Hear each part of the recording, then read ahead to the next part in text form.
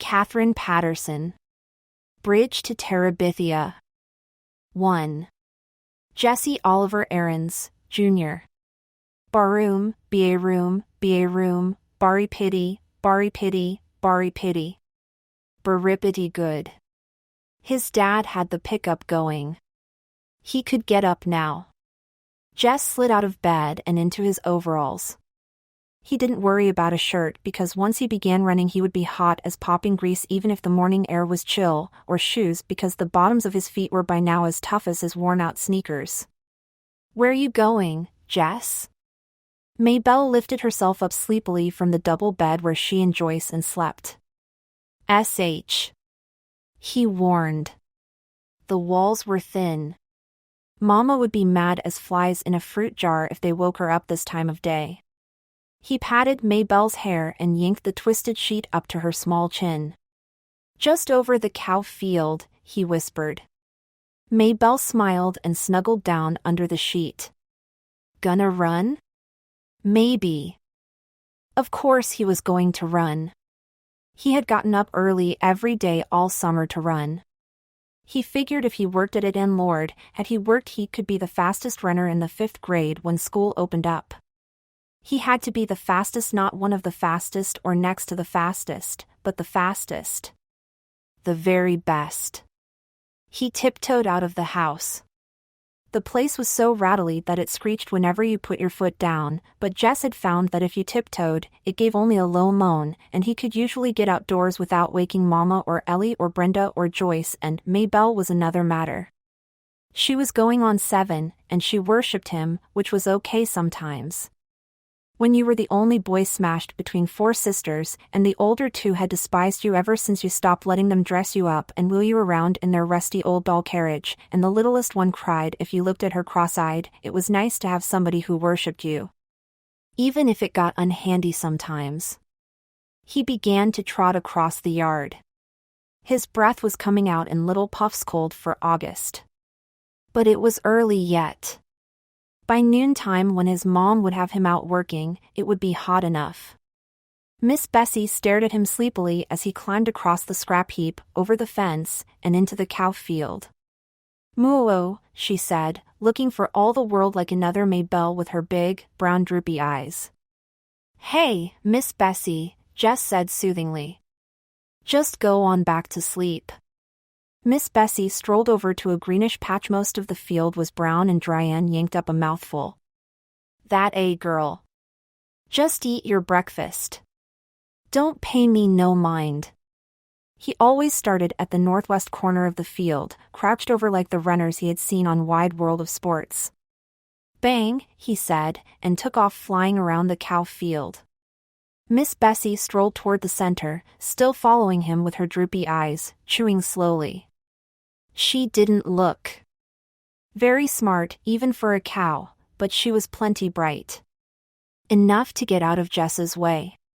His straw-colored hair flapped hard against his forehead, and his arms and legs flew out every which way. He had never learned to run properly, but he was long-legged for a 10-year-old, and no one had more grit than he. Lark Creek Elementary was short on everything, especially athletic equipment, so all the balls went to the upper grades at recess time after lunch. Even if a 5th grader started out the period with a ball, it was sure to be in the hands of a 6th or 7th grader before the hour was half over.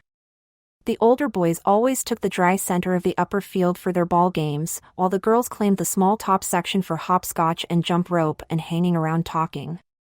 So the lower grade boys had started this running thing. They would all line up on the far side of the lower field, where it was either muddy or deep crusty ruts. Earl Watson, who was no good at running, but had a big mouth, would yell bang, and they'd race to a line they'd towed across at the other end. One time last year Jesse had won. Not just the first heat but the whole shebang. Only once. But it had put into his mouth a taste for winning. Ever since he'd been in 1st grade he'd been that crazy little kid that draws all the time. But one day, April the 22nd, a drizzly Monday, it had been. He ran ahead of them all, the red mud slooching up through the holes in the bottom of his sneakers. For the rest of that day, and until after lunch on the Next, he had been the fastest kid in the 3rd, 4th, and 5th grades, and he only a 4th grader. On Tuesday, Wayne Pettis had won again as usual. But this year Wayne Pettis would be in the 6th grade. He'd play football until Christmas and baseball until June with the rest of the big guys.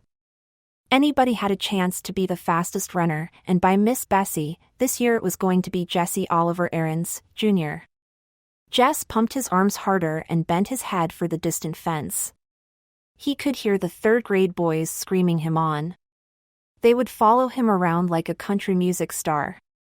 And May Belle would pop her buttons. Her brother was the fastest, the best. That ought to give the rest of the 1st grade something to chew their cuds on. Even his dad would be proud. Jess rounded the corner. He couldn't keep going quite so fast, but he continued running for a while. It would build him up. May Belle would tell Daddy, so it wouldn't look as though he, Jess, was a bragger. Maybe Dad would be so proud he'd forget all about how tired he was from the long drive back and forth to Washington and the digging and hauling all day. He would get right down on the floor and wrestle, the way they used to. Old Dad would be surprised at how strong he'd gotten in the last couple of years. His body was begging him to quit, but Jess pushed it on. He had to let that puny chest of his know who was boss. Jess. It was May Belle yelling from the other side of the heap. Mama says you gotta come in and eat now. Leave the milking till later. Oh, crud. He'd run too long. Now everyone would know he'd been out and start in on him. Yeah, okay.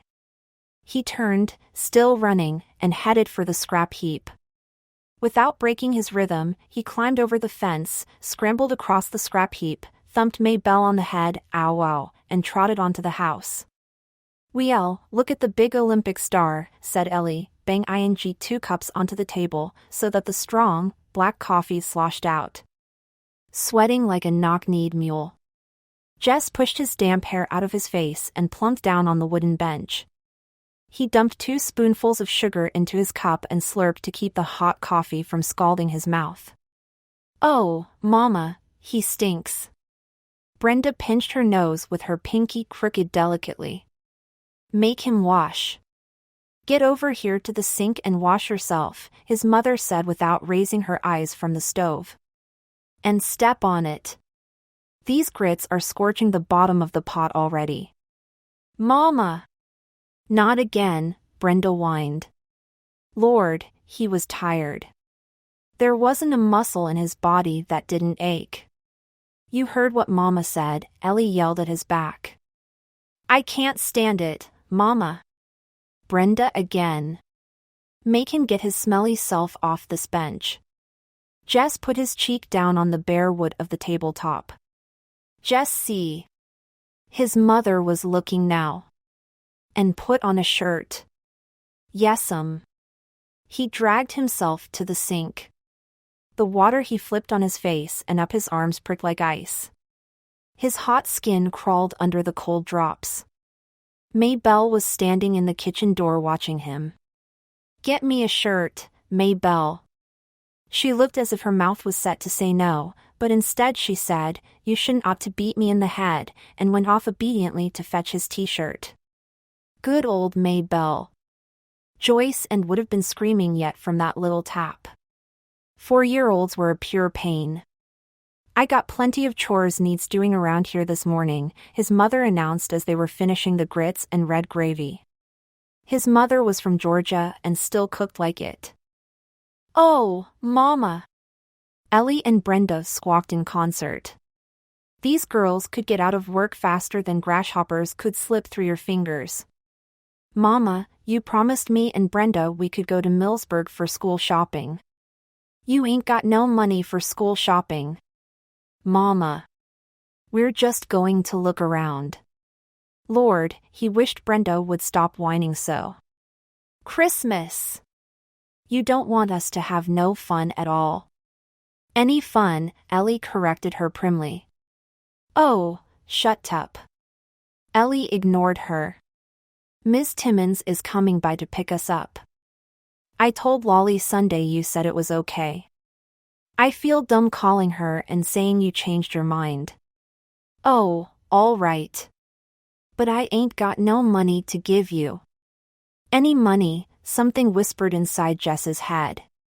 I know, Mama. We'll just take the $5 Daddy promised us. No more'n that. What $5? Oh, Mama, you remember. Ellie's voice was sweeter than a melted Mars bar.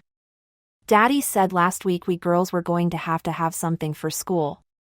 Oh, take it, his mother said angrily, reaching for her cracked vinyl purse on the shelf above the stove. She counted out 5 wrinkled bills. Mama Brenda was starting again. Can't we have just one more? So it'll be 3 each? No.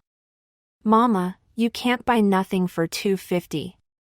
Just one little pack of notebook papers gone up too. No. Ellie got up noisily and began to clear the table. Your turn to wash, Brenda, she said loudly. Aw, Ellie. Ellie jabbed her with a spoon. Jessie saw that look.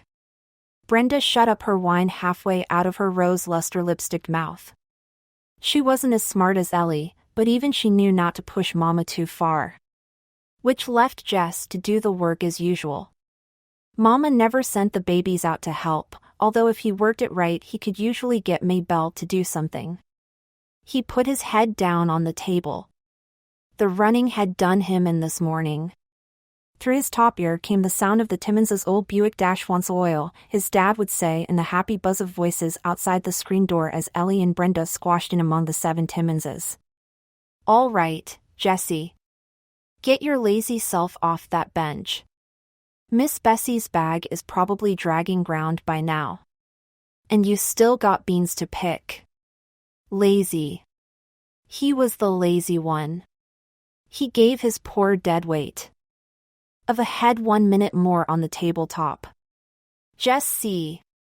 Okay, Mama. I'm going. It was Maybelle who came to tell him in the bean patch that people were moving into the old Perkins place down on the next farm. Jess wiped his hair out of his eyes and squinted. Sure enough. A U-Haul was parked right by the door. One of those big jointed ones. These people had a lot of junk. But they wouldn't last. The Perkins place was one of those ratty old country houses you moved into because had no decent place to go and moved out of as quickly as you could.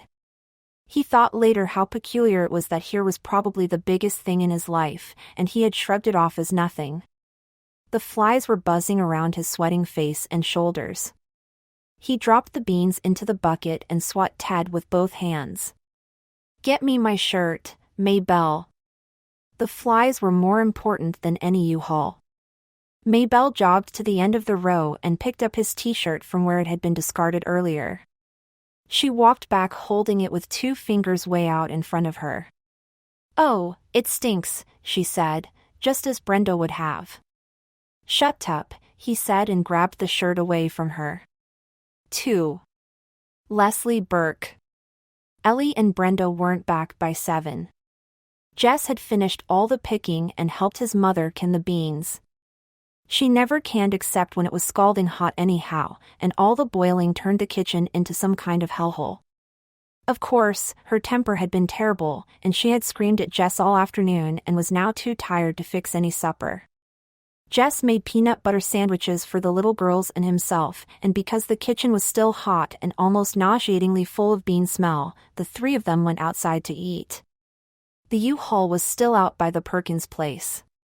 He couldn't see anybody moving outside, so they must have finished unloading.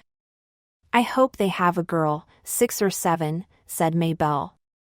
I need somebody to play with. You got Joyce Ann. I hate Joyce Ann. She's nothing but a baby. Joyce Ann's lip went out. They both watched it tremble. Then her pudgy body shuddered, and she let out a great cry. Who's teasing the baby? His mother yelled out the screen door. Jess sighed and poked the last of his sandwich into Joyce Ann's open mouth. Her eyes went wide, and she clamped her jaws down on the unexpected gift. Now maybe he could have some peace. He closed the screen door gently as he entered and slipped past his mother, who was rocking herself in the kitchen chair watching TV. In the room he shared with the little ones, he dug under his mattress and pulled out his pad and pencils. Then, stomach down on the bed, he began to draw. Jess drew the way some people drink whiskey. The piece would start at the top of his muddled brain and seep down through his tired and tensed-up body. Lord, he loved to draw. Animals, mostly. Not regular animals like Miss Bessie or the chickens, but crazy animals with problems. For some reason he liked to put his beasts into impossible fixes. This one was a hippopotamus just leaving the edge of the cliff, turning over and over. You could tell by the curving lines in the air toward the sea below where surprised fish were leaping goggle-eyed out of the water. There was a balloon over the hippopotamus where his head should have been, but his bottom actually was -O. It was saying, "I seem to have forgot my glasses." Jessie began to smile. If he decided to show it to Maybelle, he would have to explain the joke, but once he did, she would laugh like a live audience on TV. He would like to show his drawings to his dad, but he didn't dare. When he was in first grade, he had told his dad that he wanted to be an artist when he grew up. He thought his dad would be pleased. He wasn't. "What are they teaching in that damn school?" he had asked. "Bunch of old ladies turning my only son into some kind of a dash." He had stopped on the word, but Jess had gotten the message. It was one you didn't forget, even after 4 years. The devil of it was that none of his regular teachers ever liked his drawings. When they'd catch him scribbling, they'd screech about wasted time, wasted paper, wasted ability. Except Miss Edmonds, the music teacher. She was the only one he dared show anything to, and she'd only been at school 1 year, and then only on Fridays. Miss Edmonds was one of his secrets. He was in love with her. Not the kind of silly stuff Ellie and Brenda giggled about on the telephone. This was too real and too deep to talk about, even to think about very much. Her long swishy black hair and blue eyes. She could play the guitar like a regular recording star, and she had this soft floaty voice that made Jess squish inside. Lord, she was gorgeous. And she liked him, too. One day last winter he had given her one of his pictures. Just shoved it into her hand after class and run. The next Friday she had asked him to stay a minute after class. She said he was unusually talented, and she hoped he wouldn't let anything discourage him, but would keep it up. That meant, Jess believed, that she thought he was the best. It was not the kind of best that counted either at school or at home, but it was a genuine kind of best. He kept the knowledge of it buried inside himself like a pirate treasure. He was rich, very rich, but no one could know about it for now except his fellow outlaw, Julia Edmonds. Sounds like some kinda hippie, his mother had said when Brenda, who had been in 7th grade last year, described Miss Edmonds to her. She probably was. Jess wouldn't argue that, but he saw her as a beautiful wild creature who had been caught for a moment in that dirty old cage of a schoolhouse, perhaps by mistake. But he hoped, he prayed, she'd never get loose and fly away. He managed to endure the whole boring week of school for that 1/2 hour on Friday afternoons when they'd sit on the worn-out rug on the floor of the teacher's room. There was no place else in the building for Miss Edmonds to spread out all her stuff and sing songs like My Beautiful Balloon, This Land Is Your Land, Free to Be You and Me, Blowing in the Wind, and because Mr. Turner, the principal, insisted, God Bless America. Miss Edmonds would play her guitar and let the kids take turns on the auto harp, the triangles, cymbals, tambourines, and bongo drum. Lord, could they ever make a racket? All the teachers hated Fridays. And a lot of the kids pretended to. But Jess knew what fakes they were. Sniffing hippie and peacenik, even though the Vietnam War was over and it was supposed to be okay again to like peace, the kids would make fun of Miss Edmonds' lack of lipstick or the cut of her jeans. She was, of course, the only female teacher anyone had ever seen in Lark Creek Elementary wearing pants. In Washington and its fancy suburbs, even in Millsburg, that was okay, but Lark Creek was the backwash of fashion. It took them a long time to accept that what everyone could see by their TVs was okay anywhere else. So the students of Lark Creek Elementary sat at their desks all Friday, their hearts thumping with anticipation as they listened to the joyful pandemonium pouring out from the teacher's room, spent their allotted half hours with Miss Edmonds under the spell of her wild beauty and in the snare of her enthusiasms, and then went out and pretended that they couldn't be suckered by some hippie in tight jeans with makeup all over her eyes but none on her mouth. Jess just kept his mouth shut.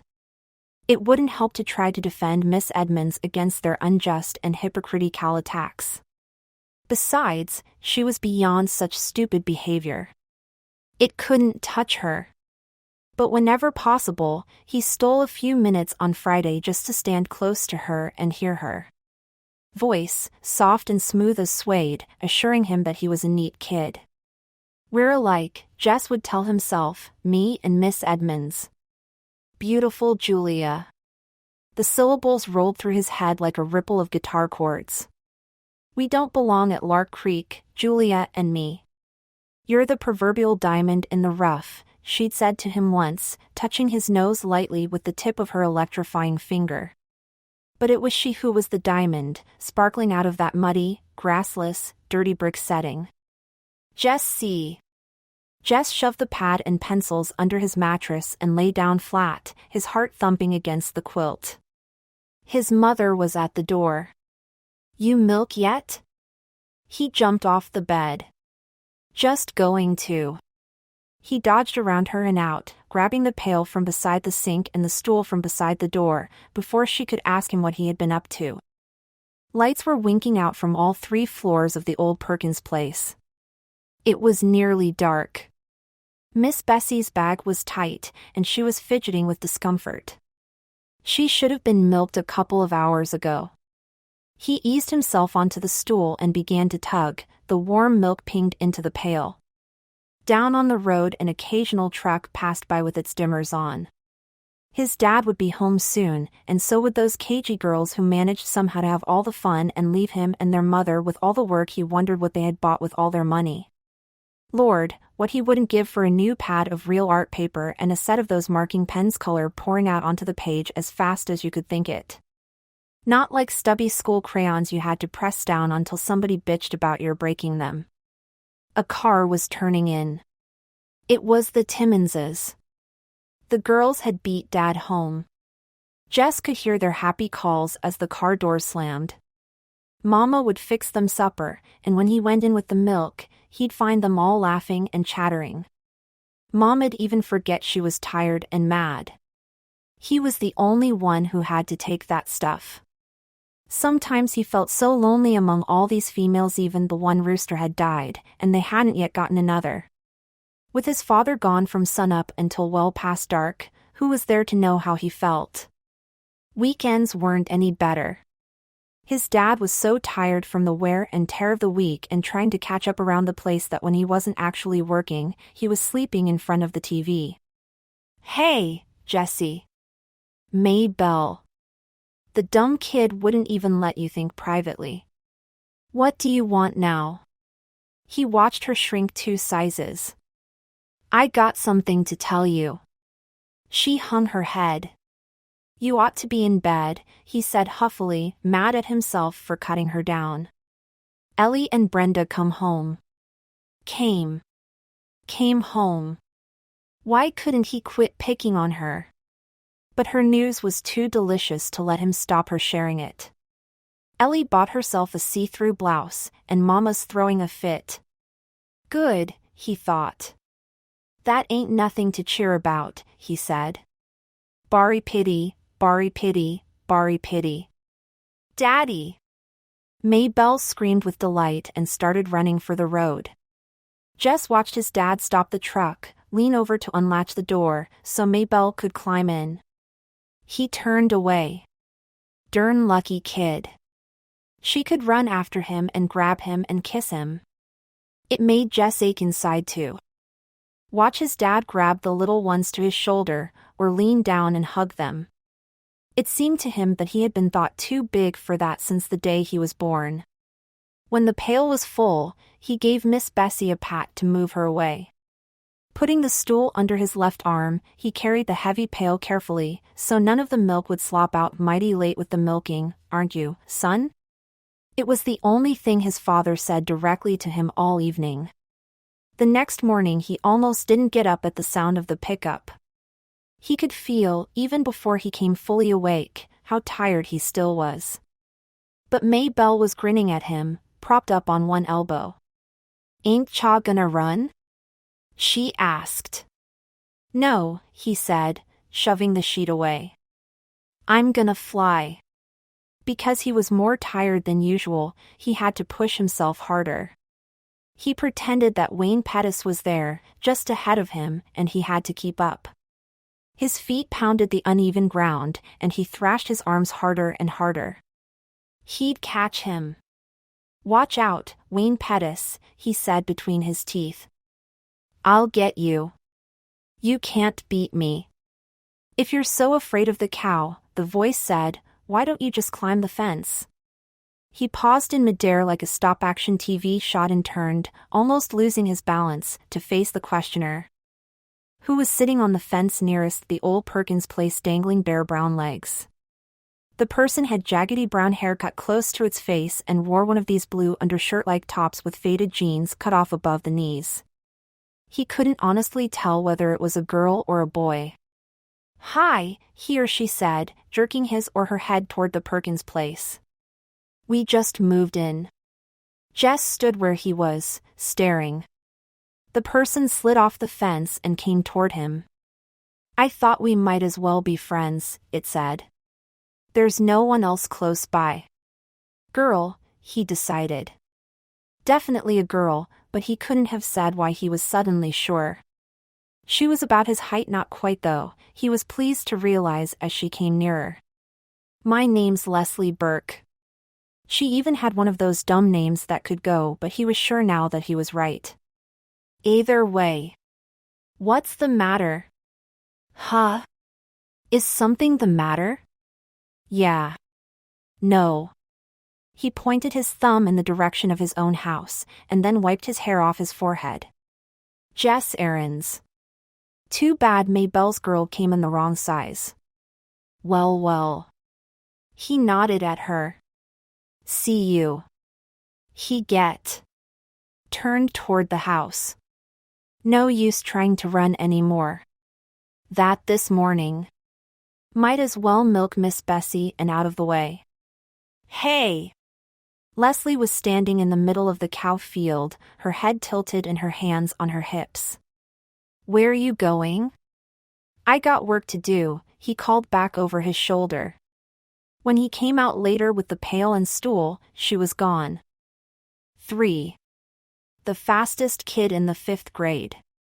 Jess didn't see Leslie Burke again except from a distance until the first day of school, the following Tuesday, when Mr. Turner brought her down to Mrs. Meyer's 5th grade class at Lark Creek Elementary. Leslie was still dressed in the faded cutoffs and the blue undershirt.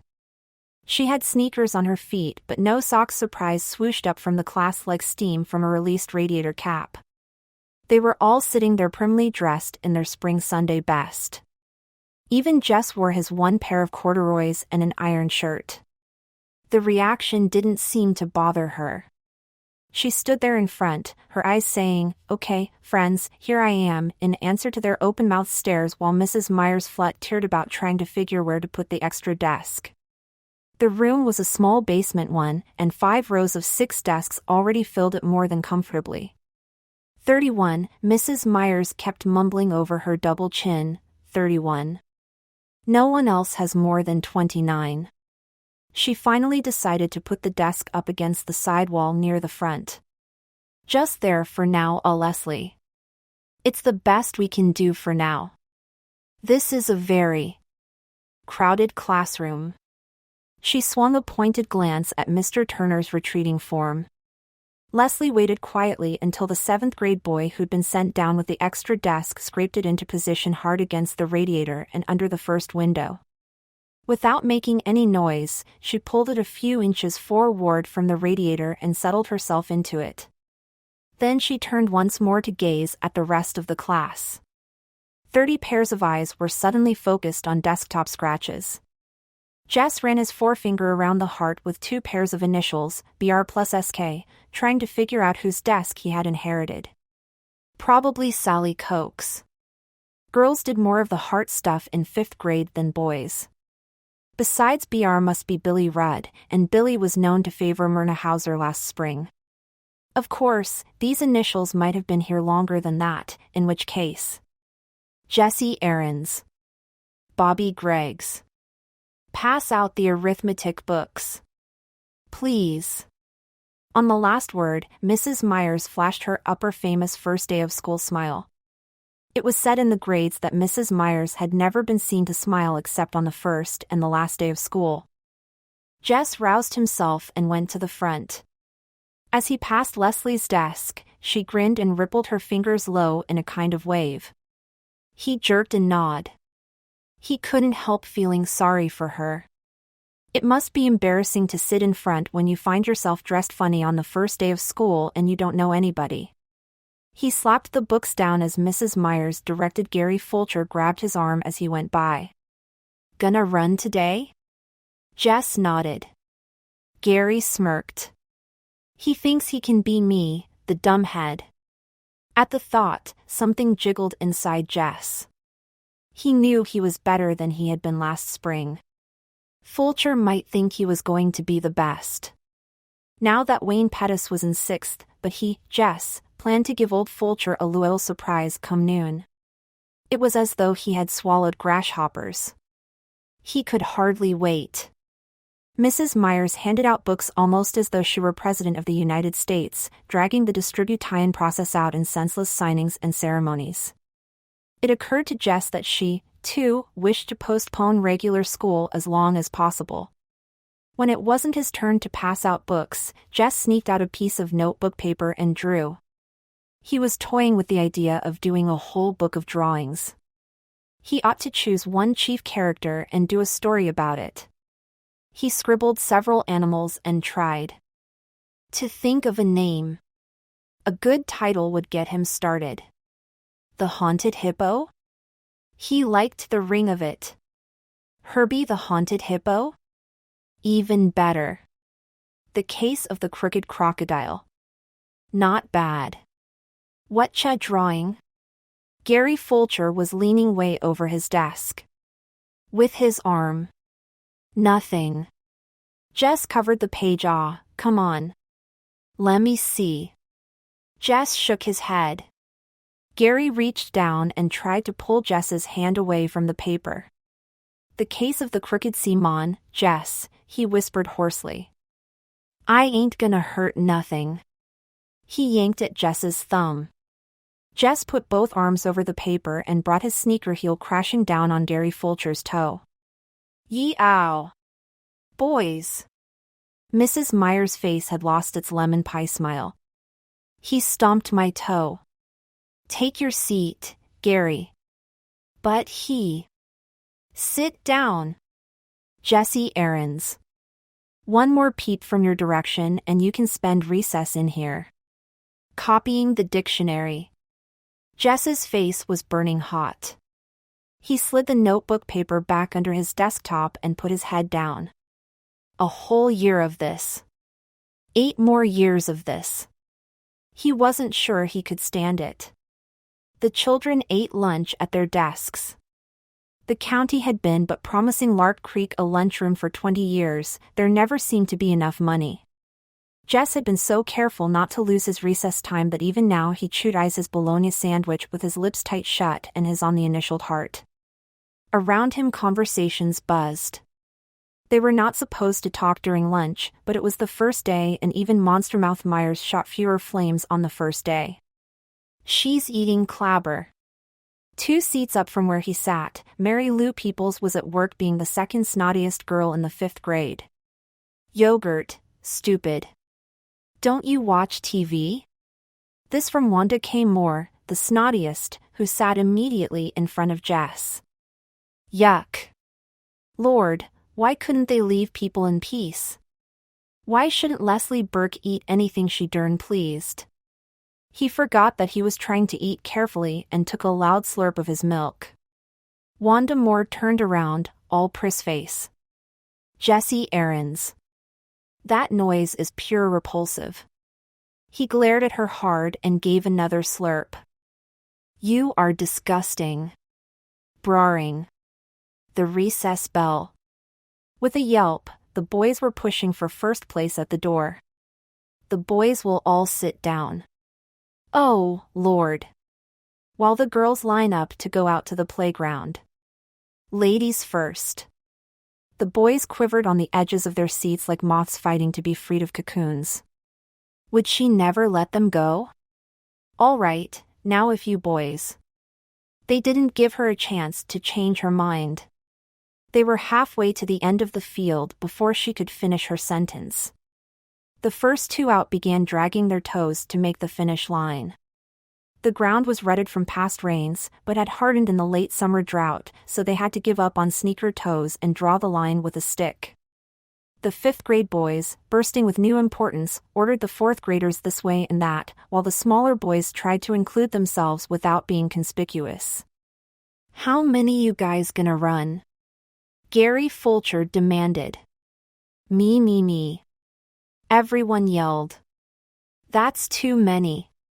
No first, second, or third graders except maybe the Butcher cousins and Timmy Vaughn. The rest of you will just be in the way. Shoulders sagged, but the little boys backed away obediently. Okay. That leaves 26, 27 stands still 28. You get 28, Greg?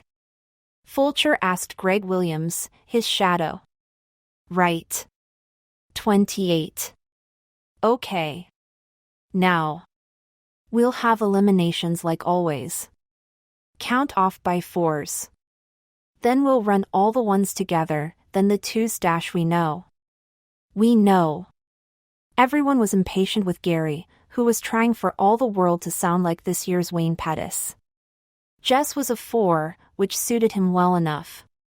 He was impatient to run, but he really didn't mind having a chance to see how the others were doing since spring. Fulcher was a 1, of course, having started everything with himself. Jess grinned at Fulcher's back and stuck his hands into the pockets of his corduroys, wriggling his right forefinger through the hole. Gary won the first heat easily and had plenty of breath left to boss the organizing of the second. A few of the younger boys drifted off to play King of the Mountain on the slope between the upper and lower fields. Out of the corner of his eye, Jess saw someone coming down from the upper field. He turned his back and pretended to concentrate on Fulcher's high-pitched commands. Hi. Leslie Burke had come up beside him. He shifted slightly away. Aren't you running? Later.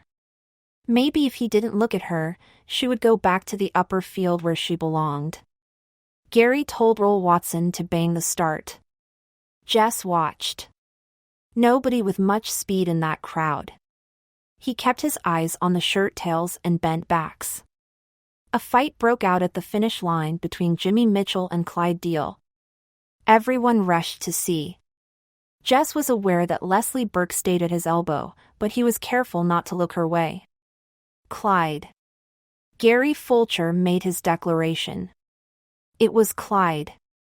It was a tie, Fulcher, a fourth grader, protested. I was standing right here. Clyde Deal. Jimmy Mitchell's jaw was set. I won, Fulcher. You couldn't even see from way back there. It was Deal. Gary ignored the protests. We're wasted ing time. All threes line up. Right now. Jimmy's fists went up. Ain't fair, Fulcher. Gary turned his back and headed for the starting line. Oh, let 'em both run in the finals. What's it gonna hurt? Jess said loudly. Gary stopped walking and wheeled to face him. Fulcher glared first at Jess and then at Leslie Burke. Next thing, he said, his voice dripping with sarcasm, next thing you're gonna want to let some girl run. Jess's face went hot. Sure, he said recklessly. Why not? He turned deliberately toward Leslie. Wanna run? He asked. Sure. She was grinning. Why not? You ain't scared to let a girl race, are you, Fulcher? For a minute he thought Gary was going to sock him, and he stiffened. He mustn't let Fulcher suspect that he was scared of a little belt in the mouth. But instead Gary broke into a trot and started bossing the threes into line for their heat. You can run with the fours, Leslie.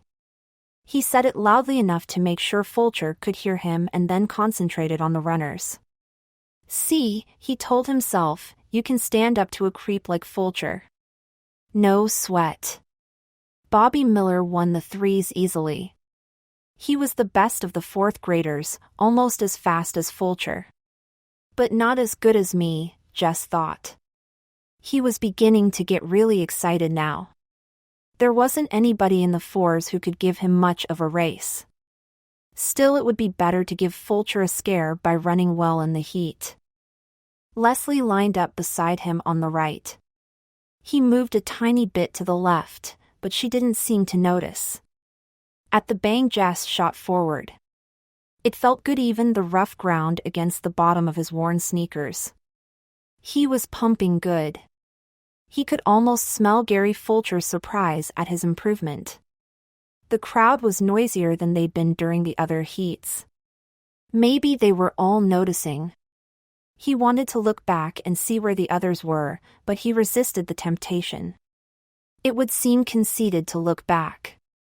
He concentrated on the line ahead. It was nearing with every step. Oh, Miss Bessie, if you could see me now.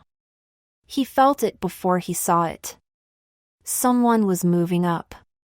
He automatically pumped harder. Then the shape was there in his sideways vision. Then suddenly pulling ahead.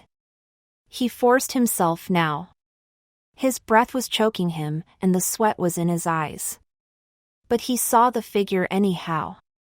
The faded cutoffs crossed the line a full 3 feet ahead of him. Leslie turned to face him with a wide smile on her tanned face. He stumbled and without a word began half walking, half trotting over to the starting line. This was the day he was going to be champion, the best runner of the 4th and 5th grades, and he hadn't even won his heat. There was no cheering at either end of the field. The rest of the boys seemed as stunned as he. The teasing would come later, he felt sure, but at least for the moment none of them were talking. Okay. Fulcher took over. He tried to appear very much in charge. Okay, you guys. You can line up for the finals. He walked over to Leslie. Okay, you had your fun. You can run on up to the hopscotch now. But I won the heat, she said. Gary lowered his head like a bull. Girls aren't supposed to play on the lower field. Better get up there before one of the teachers sees you. I want to run, she said quietly. You already did. What's the matter, Fulcher? All Jess's anger was bubbling out. He couldn't seem to stop the flow. What's the matter? Scared to race her? Fulcher's fist went up. But Jess walked away from it. Fulcher would have to let her run now, he knew. And Fulcher did, angrily and grudgingly. She beat him. She came in first and turned her large shining eyes on a bunch of dumb sweating mad faces. The bell rang. Jess started across the lower field, his hands still deep in his pockets. She caught up with him. He took his hands out and began to trot toward the hill. She got him into enough trouble. She speeded up and refused to be shaken off. Thanks, she said. Yeah. For what? He was thinking. You're the only kid in this whole darn school who's worth shooting. He wasn't sure, he thought her voice was quivering, but he wasn't going to start feeling sorry for her again. So shoot me, he said. On the bus that afternoon he did something he had never thought he would do. He sat down beside Maybelle. It was the only way he could make sure that he wouldn't have Leslie plunking herself down beside him. Lord, the girl had no notion of what you did and didn't do. He stared out the window, but he knew she had come and was sitting across the aisle from them. He heard her say Jess once, but the bus was noisy enough that he could pretend he hadn't heard. When they came to the stop, he grabbed Maybelle's hand and dragged her off, conscious that Leslie was right behind them. But she didn't try to speak to him again, nor did she follow them. She just took off running to the old Perkins place. He couldn't help turning to watch. She ran as though it was her nature. It reminded him of the flight of wild ducks in the autumn. So smooth. The word beautiful came to his mind, but he shook it away and hurried up toward the house. 4. Rulers of Terabithia. Because school had started on the first Tuesday after Labor Day, it was a short week. It was a good thing because each day was worse than the day before. Leslie continued to join the boys at recess, and every day she won. By Friday, a number of the 4th and 5th grade boys had already drifted away to play King of the Mountain on the slope between the two fields. Since there were only a handful left, they didn't even have to have heats, which took away a lot of the suspense. Running wasn't fun anymore. And it was all Leslie's fault. Jess knew now that he would never be the best runner of the 4th and 5th grades, and his only consolation was that neither would Gary Fulcher. They went through the motions of the contest on Friday, but when it was over and Leslie had won again, everyone sort of knew without saying so that it was the end of the races. At least it was Friday, and Miss Edmonds was back. The 5th grade had music right after recess. Jess had passed Miss Edmonds in the hall earlier in the day, and she had stopped him and made a fuss over him. "Did you keep drawing this summer?" "Yes, May I see your pictures, or are they private?" Jess shoved his hair off his red forehead. "I'll show you, She smiled her beautiful even-toothed smile and shook her shining black hair back off her shoulders. "Great," she said. "See you." He nodded and smiled back. Even his toes had felt warm and tingly. Now as he sat on the rug in the teacher's room, the same warm feeling swept through him at the sound of her voice. Even her ordinary speaking voice bubbled up from inside her, rich and melodic. Miss Edmonds fiddled a minute with her guitar, talking as she tightened the strings to the jingling of her bracelets and the thrumming of chords. She was in her jeans as usual and sat there cross-legged in front of them as though that was the way teachers always did. She asked a few of the kids how they were and how their summer had been. They kind of mumbled back. She didn't speak directly to Jess, but she gave him a look with those blue eyes of hers that made him zing like one of the strings she was strumming. She took note of Leslie and asked for an introduction, which one of the girls prissily gave. Then she smiled at Leslie, and Leslie smiled back the first time Jess could remember seeing Leslie smile since she won the race on Tuesday. "What do you like to sing, Leslie?" "Oh, anything." Miss Edmonds picked a few odd chords and then began to sing, more quietly than usual for that particular song.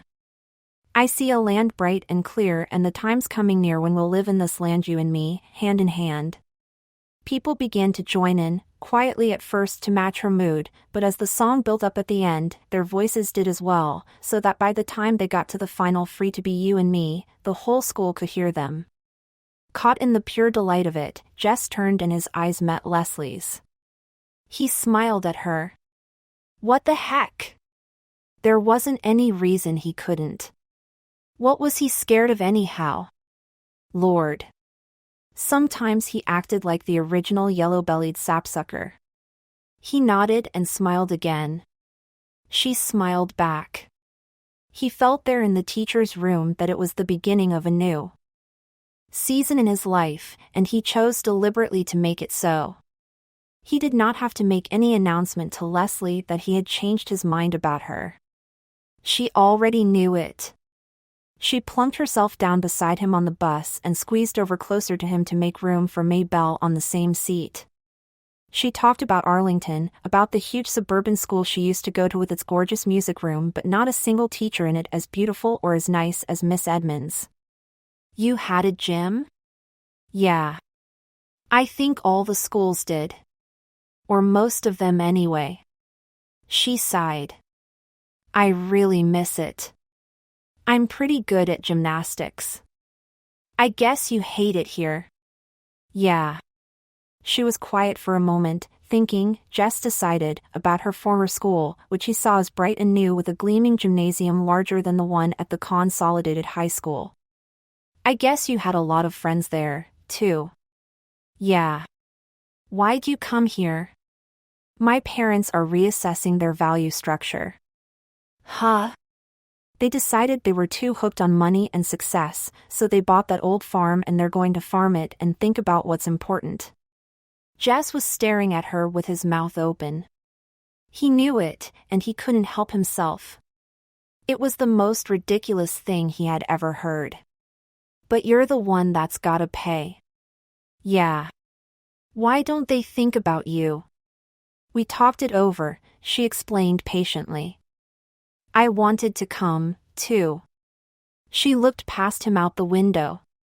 You never know ahead of time what something's really going to be like. The bus had stopped. Leslie took Maybelle's hand and led her off. Jess followed, still trying to figure out why two grown people and a smart girl like Leslie wanted to leave a comfortable life in the suburbs for a place like this. They watched the bus roar off. You can't make a go of a farm nowadays, you know, he said finally. My dad has to go to Washington to work, or we wouldn't have enough money. Money is not the problem. Sure, it's the problem. I mean, she said stiffly, not for us. It took him a minute to catch on. He did not know people for whom money was not the problem. Oh. He tried to. Remember not to talk about money with her after that. But Leslie had other problems at Lark Creek that caused more of a rumpus than lack of money. There was the matter of television. It started with Mrs. Myers reading out loud a composition that Leslie had written about her hobby. Everyone had to write a paper about his or her favorite hobby.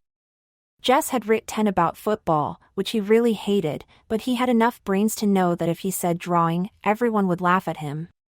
Most of the boys swore that watching the Washington Redskins on TV was their favorite hobby. The girls were divided, those who didn't care much about what Mrs. Myers thought chose watching game shows on TV, and those like Wanda K. Moore who were still aiming for A's chose reading good books. But Mrs. Myers didn't read anyone's paper out loud except Leslie's. I want to read this composition aloud. For 2 reasons. 1, it is beautifully written. And 2, it tells about an unusual hobby for a girl. Mrs. Myers beamed her first-day smile at Leslie. Leslie stared at her desk. Being Mrs. Myers' pet was pure poison at Lark Creek. Scuba Diving by Leslie Burke. Mrs. Myers' sharp voice cut Leslie's sentences into funny little phrases, but even so, the power of Leslie's words drew Jess with her under the dark water. Suddenly he could hardly breathe. Suppose you went under and your mask filled all up with water and you couldn't get to the top in time? He was choking and sweating. He tried to push down his panic. This was Leslie Burke's favorite hobby. Nobody would make up scuba diving to be their favorite hobby if it wasn't so. That meant Leslie did it a lot. That she wasn't scared of going deep, deep down in a world of no air and little light. Lord, he was such a coward.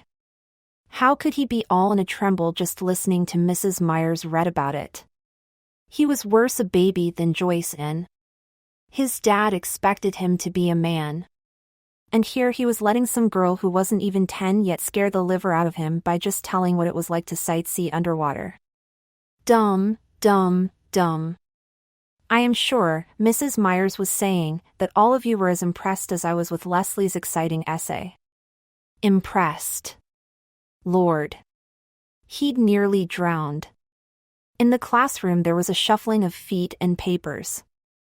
Now I want to give you a homework assignment, muffled groans dash that I'm sure you'll enjoy. Mumblings of unbelief dash tonight on Channel 7 at 8 p.m. There is going to be a special about a famous underwater explorer Jacques Cousteau. I want everyone to watch. Then write 1 page telling what you learned. A whole page? Yes. Does spelling count? Doesn't spelling always count, Gary? Both sides of the paper? One side will be enough, Wanda K. But I will give extra credit to those who do extra work. Wanda K. smiled primly. You could already see 10 pages taking shape in her pointy head. Mrs. Myers. Yes, Leslie. Lord, Mrs. Myers was liable to crack her face if she kept up smiling like that. What if you can't watch the program? You inform your parents that it is a homework assignment. I am sure they will not object. What if Leslie's voice faltered, then she shook her head and cleared her throat so the words came out stronger. What if you don't have a television set? Lord, Leslie. Don't say that. You can always watch on mine. But it was too late to save her. The hissing sounds of disbelief were already building into a rumbling of contempt. Mrs. Myers blinked her eyes. Well. She blinked some more. You could tell she was trying to figure out how to save Leslie, too. Well. In that case, one could write a 1-page composition on something else. Couldn't one, Leslie? She tried to smile across the classroom upheaval to Leslie, but it was no use. Class. Her Leslie smile shifted suddenly and ominously into a scowl that silenced the storm. She handed out dittoed sheets of arithmetic problems. Jess stole a look at Leslie. Her face, bent low over the math sheet, was red and fierce. At recess time, when he was playing King of the Mountain, he could see that Leslie was surrounded by a group of girls led by Wanda K. He couldn't hear what they were saying, but he could tell by the proud way Leslie was throwing her head back that the others were making fun of her. Greg Williams grabbed him then, and while they wrestled, Leslie disappeared. It was none of his boosiness, really, but he threw Greg down the hill as hard as he could and yelled to no one in particular, "Gotta go." He stationed himself across from the girls' room. Leslie came out in a few minutes. He could tell she had been crying. "Hey, Leslie," he called softly. "Go away." She turned abruptly and headed the other way in a fast walk. With an eye on the office door, he ran after her. Nobody was supposed to be in the halls during recess. "Leslie. What's the matter?" "You know perfectly well what's the matter, Jess Aarons." "Yeah." He rubbed his hair. "If you just kept your mouth shut. You can always watch at my." But she had wheeled around again and was zooming down the hall. Before he could finish the sentence and catch up with her, she was swinging the door to the girls' room right at his nose. Jess slunk out of the building. He couldn't risk Mr. Turner catching him hanging around the girls' room as though he was some kind of pervert or something. After school, Leslie got on the bus before he did and went straight to the corner of the long back seat right to the 7th grader's seat. He jerked his head at her to warn her to come farther up front, but she wouldn't even look at him. He could see the 7th graders headed for the bus, the huge bossy bosomy girls and the mean, skinny, narrow-eyed boys. They'd kill her for sitting in their territory. He jumped up and ran to the back and grabbed Leslie by the arm. "You gotta come up to your regular seat, Leslie." Even as he spoke, he could feel the bigger kids pushing up behind him down the narrow aisle. Indeed, Janice Avery, who among all the 7th graders was the one person who devoted her entire life to scaring the wits out of anyone smaller than she, was right behind him. "Move, kid," she said. He planted his body as firmly as he could, although his heart was knocking at his Adam's apple. "Come on, Leslie," he said, and then he made himself turn and give Janice Avery one of those lookovers from frizz blonde hair, past too tight blouse and broad-beamed jeans, to gigantic sneakers. When he finished, he swallowed, stared straight into her scowling face, and said, almost steadily, "Don't up and look like there'll be room across the back here for you, Janice Avery." Somebody hooted. Weight Watchers is waiting for you, Janice. Janice's eyes were hate-mad, but she moved aside for Jess and Leslie to make their way past her to their regular seat. Leslie glanced back as they sat down, and then leaned over. She's going to get you for that, Jess. Boy, she is mad. Jess warmed to the tone of respect in Leslie's voice, but he didn't dare look back. Heck, he said. You think I'm going to let some dumb cow like that scare me? By the time they got off the bus, he could finally send a swallow past his Adam's apple without choking. He even gave a little wave at the back seat as the bus pulled off. Leslie was grinning at him over Maybelle's head. Well, he said happily. See you. Hey, do you think we could do something this afternoon? Me, too. I want to do something, too, Maybelle shrilled. Jess looked at Leslie. No was in her eyes. Not this time. Maybelle. Leslie and I got something we gotta do just by ourselves today. You can carry my books home and tell Mama I'm over at the Burks. Okay? You ain't got nothing to do. You ain't even planned nothing. Leslie came and leaned over Maybelle, putting her hand on the little girl's thin shoulder. Maybelle, would you like some new paper dolls? Maybelle slid her eyes around suspiciously. What kind? Life in colonial America. Maybelle shook her head. I want Bride or Miss America. You can pretend these are bride paper dolls. They have lots of beautiful long dresses. What's the matter with Nothing. They're brand new. How come you don't want if they're so great? When you're my age, Leslie gave a little side dash, you just don't play with paper dolls anymore. My grandmother sent me these. You know how it is, grandmothers just forget you're growing up. Maybelle's one living grandmother was in Georgia and never sent her anything. You already punched out? No, honestly. And all the clothes punch out, too. You don't have to use scissors. They could see she was weakening. How about, Jess began, you coming down and taking a look at and if they suit you, you could take along home when you go tell Mama where I am? After they had watched Maybelle tearing up the hill, clutching her new treasure, Jess and Leslie turned and ran up over the empty field behind the old Perkins place and down to the dry creek bed that separated farmland from the woods.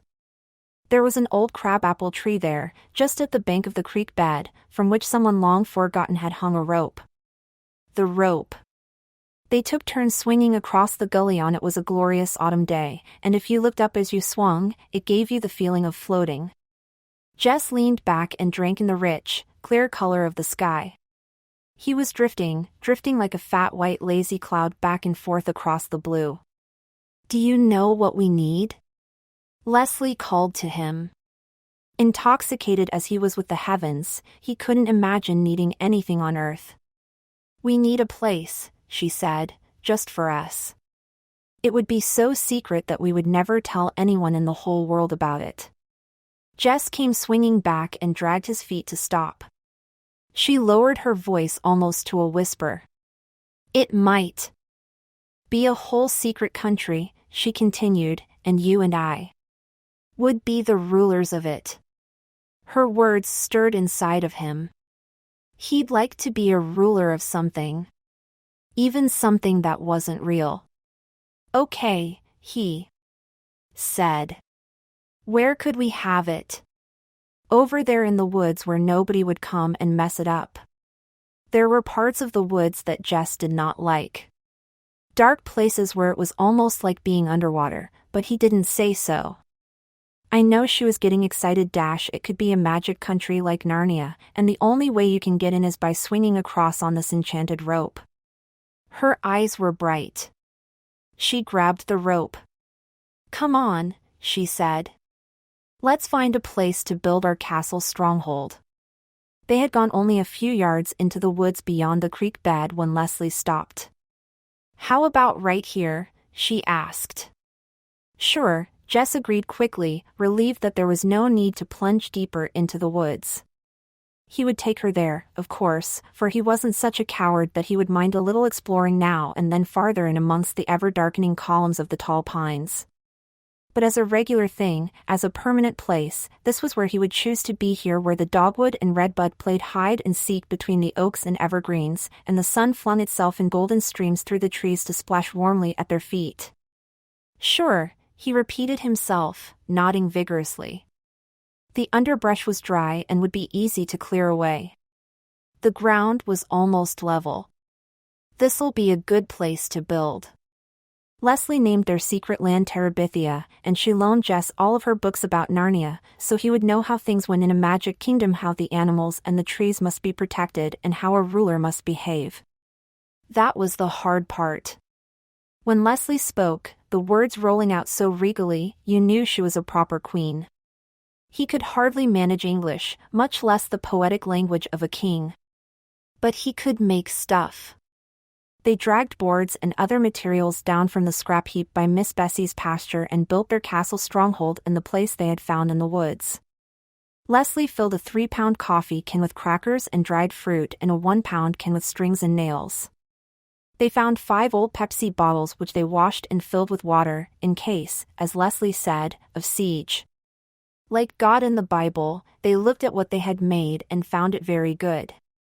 You should draw a picture of Terabithia for us to hang in the castle, Leslie said. I can't. How could he explain it in a way Leslie would understand, how he yearned to reach out and capture the quivering life about him, and how when he tried, it slipped past his fingertips, leaving a dry fossil upon the page. I just can't get the poetry of the trees, he said. She nodded. Don't worry, she said. You will someday. He believed her because there in the shadowy light of the stronghold everything seemed possible. Between the two of them they owned the world and no enemy, Gary Fulcher, Wanda K. Moore, Janice Avery, Jess's own fears and insufficiencies, nor any of the foes whom Leslie imagined attacking Terabithia, could ever really defeat them. A few days after they finished the castle, Janice Avery fell down in the school bus and yelled that Jess had tripped her as she went past. She made such a fuss that Mrs. Prentice, the driver, ordered Jess off the bus, and he had to walk the 3 miles home. When Jess finally got to Terabithia, Leslie was huddled next to one of the cracks below the roof trying to get enough light to read. There was a picture on the cover which showed a killer whale attacking a dolphin. Whatcha doing? He came in and sat beside her on the ground. Reading. I had to do something. That girl. Her anger came rocketing to the surface. It don't matter. I don't mind walking all that much. What was a little hike compared to what Janice Avery might have chosen to do? It's the principle of the thing, Jess. That's what you've got to understand. You have to stop people like that. Otherwise they turn into tyrants and dictators. He reached over and took the whale book from her hands, pretending to study the bloody picture on the jacket. Getting any good ideas? What? I thought you was getting some ideas on how to stop Janice Avery. No, stupid. We're trying to save the whales. They might become extinct. He gave her back the book. You save the whales and shoot the people, huh? She grinned finally.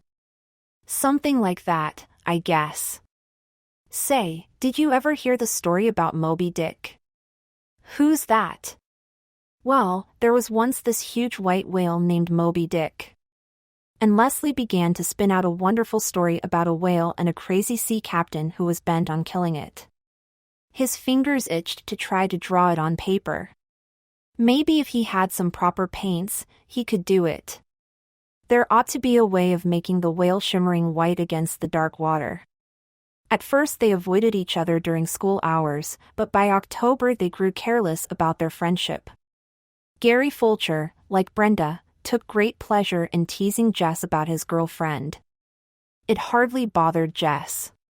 He knew that a girlfriend was somebody who chased you on and kissed you. The playground and tried to grab. You could no more imagine Leslie chasing a boy than he could imagine Mrs. Double-Chinned Myers shinnying up the flagpole. Gary Fulcher could go to you-know-where and warm his toes. There was really no free time at school except recess, and now that there were no races, Jess and Leslie usually looked for a quiet place on the field and sat and talked. Except for the magic half hour on Fridays, recess was all that Jess looked forward to at school. Leslie could always come up with something funny that made the long days bearable. Often the joke was on Mrs. Myers. Leslie was one of those people who sat quietly at her desk, never whispering or daydreaming or chewing gum, doing beautiful schoolwork, and yet her brain was so full of mischief that if the teacher could have once seen through that mask of perfection, she would have thrown her out in horror. Jess could hardly keep a straight face in class, just trying to imagine what might be going on behind that angelic look of Leslie's. One whole morning, as Leslie had related it at recess, she had spent imagining Mrs. Myers on one of those fat farms down in Arizona. In her fantasy, Mrs. Myers was one of the foodaholics who would hide bits of candy bars in odd places up the hot water faucet, only to be found out and publicly humiliated before all the other fat ladies. That afternoon Jess kept having visions of Mrs. Myers dressed only in a pink corset being weighed in. "You've been cheating again, Gussie," the tall skinny directress was saying. Mrs. Myers was on the verge of tears. "Jesse Aarons." The teacher's sharp voice punctured his daydream. He couldn't look Mrs. Myers straight in her pudgy face. He'd crack up. He set his sight on her uneven hemline. Yes'm. He was going to have to get coaching from Leslie. Mrs. Myers always caught him when his mind was on vacation, but she never seemed to suspect Leslie of not paying attention. He sneaked a glance up that Leslie way. Was totally absorbed in her geography book, or so it would appear to anyone who didn't know. Terabithia was cold in November. They didn't dare build a fire in the castle, though sometimes they would build one outside and huddle around it. For a while Leslie had been able to keep 2 sleeping bags in the stronghold, but around the 1st of December her father noticed their absence, and she had to take them back. Actually, Jess made her take them back. It was not that he was afraid of the Burkes exactly. Leslie's parents were young, with straight white teeth and lots of hair, both of them. Leslie called them Judy and Bill, which bothered Jess more than he wanted it to. It was none of his business what Leslie called her parents. But he just couldn't get used to it. Both of the Burkes were writers. Mrs. Burke wrote novels and, according to Leslie, was more famous than Mr. Burke, who wrote about politics.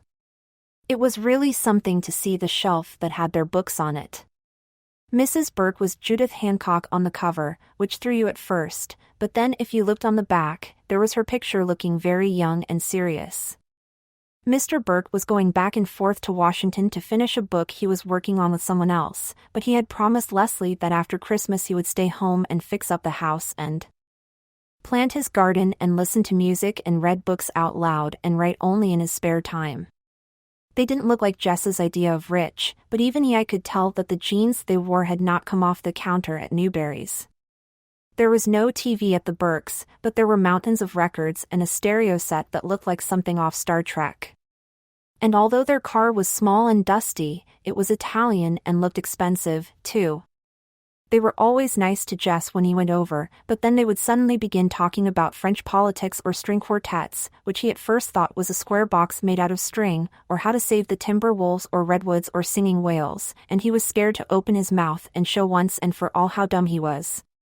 He wasn't comfortable having Leslie at his house either. Joyce and would stare, her index finger pulling down her mouth and making her drool. Brenda and Ellie always managed some remark about girlfriend. His mother acted stiff and funny just the way she did when she had to go up to school about something. Later she would refer to Leslie's tacky clothes. Leslie always wore pants, even to school. Her hair was shorter than a boy's. Her parents were hardly more than hippies. Maybelle either tried to push in with him and Leslie or sulked at being left out. His father had seen Leslie only a few times and had nodded to show that he had noticed her, but his mother said that she was sure he was fretting that his only son did nothing but play with girls, and they both were worried about what would become of it. Jess didn't concern himself with what would become of it. For the first time in his life, he got up every morning with something to look forward to. Leslie was more than his friend. She was his other, more exciting self, his way to Terabithia and all the worlds beyond.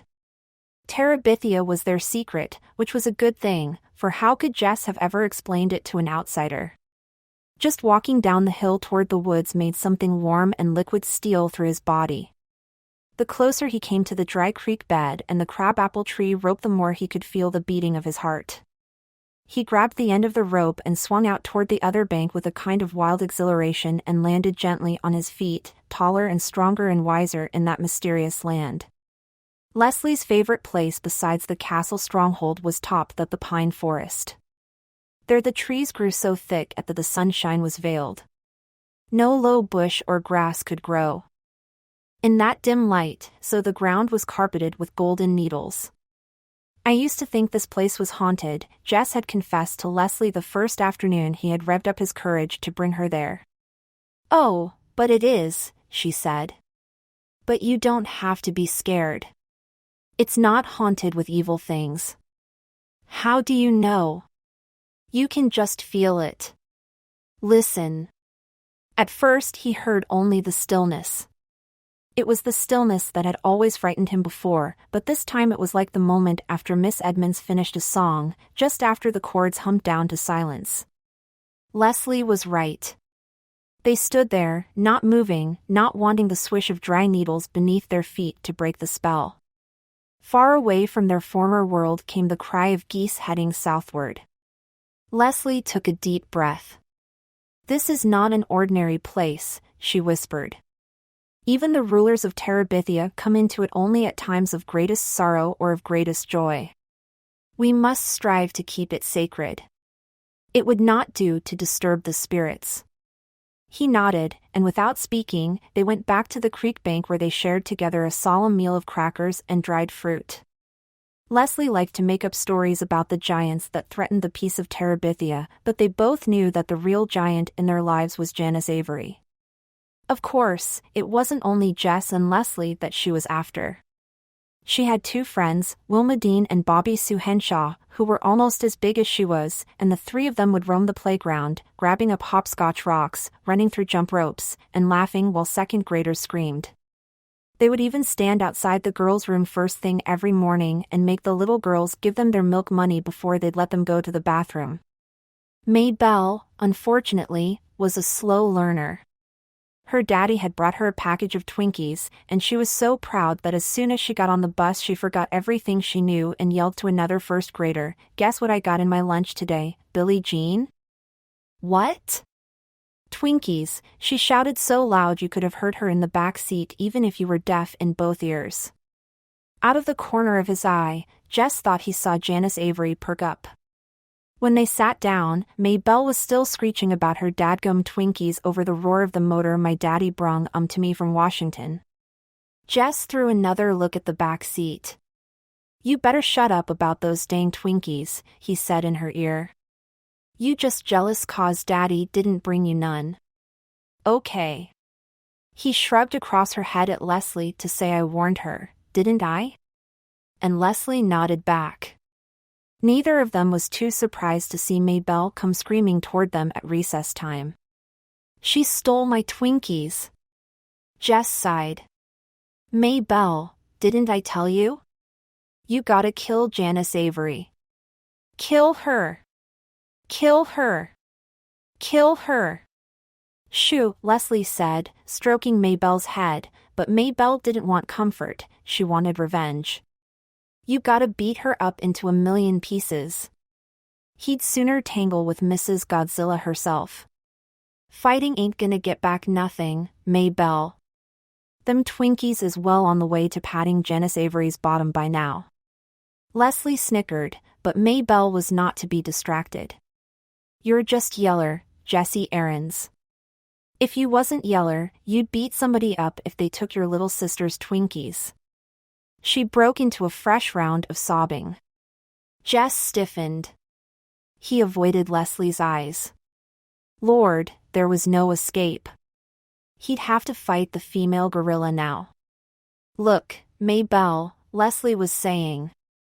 If Jess picks a fight with Janice Avery, you know perfectly well what will happen. Maybelle wiped her nose on the back of her hand. She'll beat him up. No. He'll kicked out of school for fighting a get girl. You know how Mr. Turner is about boys who pick on girls. She stole my Twinkies. I know she did, Maybelle. And Jess and I are going to figure out a way to pay her back for it. Aren't we, Jess? He nodded vigorously. Anything was better than promising to fight Janice Avery. Whatcha gonna do? I don't know yet. We'll have to plan it out very carefully, but I promise you, Maybelle, we'll get her. Cross your heart and hope to die? Leslie solemnly crossed her heart. Maybelle turned expectantly to Jess, so he crossed his, too, trying hard not to feel like a fool, crossing his heart to a first grader in the middle of the playground. Maybelle snuffled loudly. It ain't as good as seeing her beat to a million pieces. No, said Leslie, I'm sure it isn't, but with Mr. Turner running the school, it's the best we can do, right, Jess? Right. That afternoon, crouched in the stronghold of Terabithia, they held a council of war. How to get Janice Avery without ending up squashed or suspended, that was their problem. Maybe we could get her caught doing something. Leslie was trying out another idea after they had both rejected putting honey on her bus seat and glue in her hand lotion. You know she smokes in the girls' room. If we could just get Mr. Turner to walk past while the smoke is pouring out. Jess shook his head hopelessly. It wouldn't take her 5 minutes to find out who squawked. There was a moment of silence while they both considered what Janice Avery might do to anyone who reported her to the principal. We gotta get her without her knowing who done it. Yeah. Leslie chewed away at a dried apricot. You know what girls like Janice hate most? What? Being made a fool of. Jess remembered how Janice had looked that day he'd made everyone laugh at her on the bus. Leslie was right. There was a crack in the old hippo hide. Yeah. He nodded, beginning to smile. Yeah. Do we get her about being fat? How about, Leslie began slowly, how about boys? Who's she stuck on? Willard Hughes, I reckon. Every girl in the 7th grade slides to the ground when he walks by. Yeah. Leslie's eyes were shining. The plan came all in a rush. We write her a note, you see, and pretend it's from Willard. Jess was already getting a pencil from the can and yanking a piece of notebook paper out from under a rock. He handed them to Leslie. No, you write. My handwriting is too good for Willard Hughes. He got set and waited. Okay, she said. Dear Janice. No, dearest Janice. Jess hesitated, doubtful. Believe me, Jess. She'll eat it up. Okay. Dearest Janice. Don't worry about punctuation or anything. We have to make it look as if Willard Hughes really wrote it. Okay. Dearest Janice, maybe you won't believe me, but I love you. You think she'll, he asked as he wrote it down. I told you, she'll eat it up. Girls like Janice Avery believe just what they want to in this kind of situation. Okay, now. If you say you do not love me, it will break my heart. So please don't. If you love me as much as I love you, my darling dash. Hold it. I can't write that fast. Leslie waited, and when he looked up, she continued in a moony voice, meet me behind the school this afternoon after school. Do not worry about missing your bus. I want to walk home with you and talk about US put us in capitals, my darling. Love and Kisses, Willard Hughes. Kisses? Yeah, kisses. Put a little row of X's in there, too. She paused, looking over his shoulder while he finished. Oh, yes. Put P.S. He did. Don't tell nobody. Let our love be a secret for only us two right now. Why Cha put that in? So she'll be sure to tell somebody, stupid. Leslie reread the note, nodding approval. Good. You misspelled believe and two. She studied it a minute longer. Gee, I'm pretty good at this. Sure. You probably had some big secret love down in Arlington. Jess Aarons, I'm going to kill you. Hey, girl, you kill the king of Terabithia, and you're in trouble. Regicide, she said proudly. Reggie what? Did I ever tell you the story of Hamlet? He rolled over on his back. Not yet, he said happily. Lord, he loved Leslie's stories. Someday, when he was good enough, he would ask her to write them in a book and let him do all the pictures. Well, she began, there was once a prince of Denmark, named Hamlet. In his head he drew the shadowy castle with the tortured prince pacing the parapets. How could you make a ghost come out of the fog? Crayons wouldn't do, of course, but with paints you could put one thin color on top another so that you would begin to see a pale figure moving from deep inside the paper. He began to shiver. He knew he could do it if Leslie would let him use her paints. The hardest part of the plan to get Janice Avery was to plant the note. They sneaked into the building the next morning before the first bell.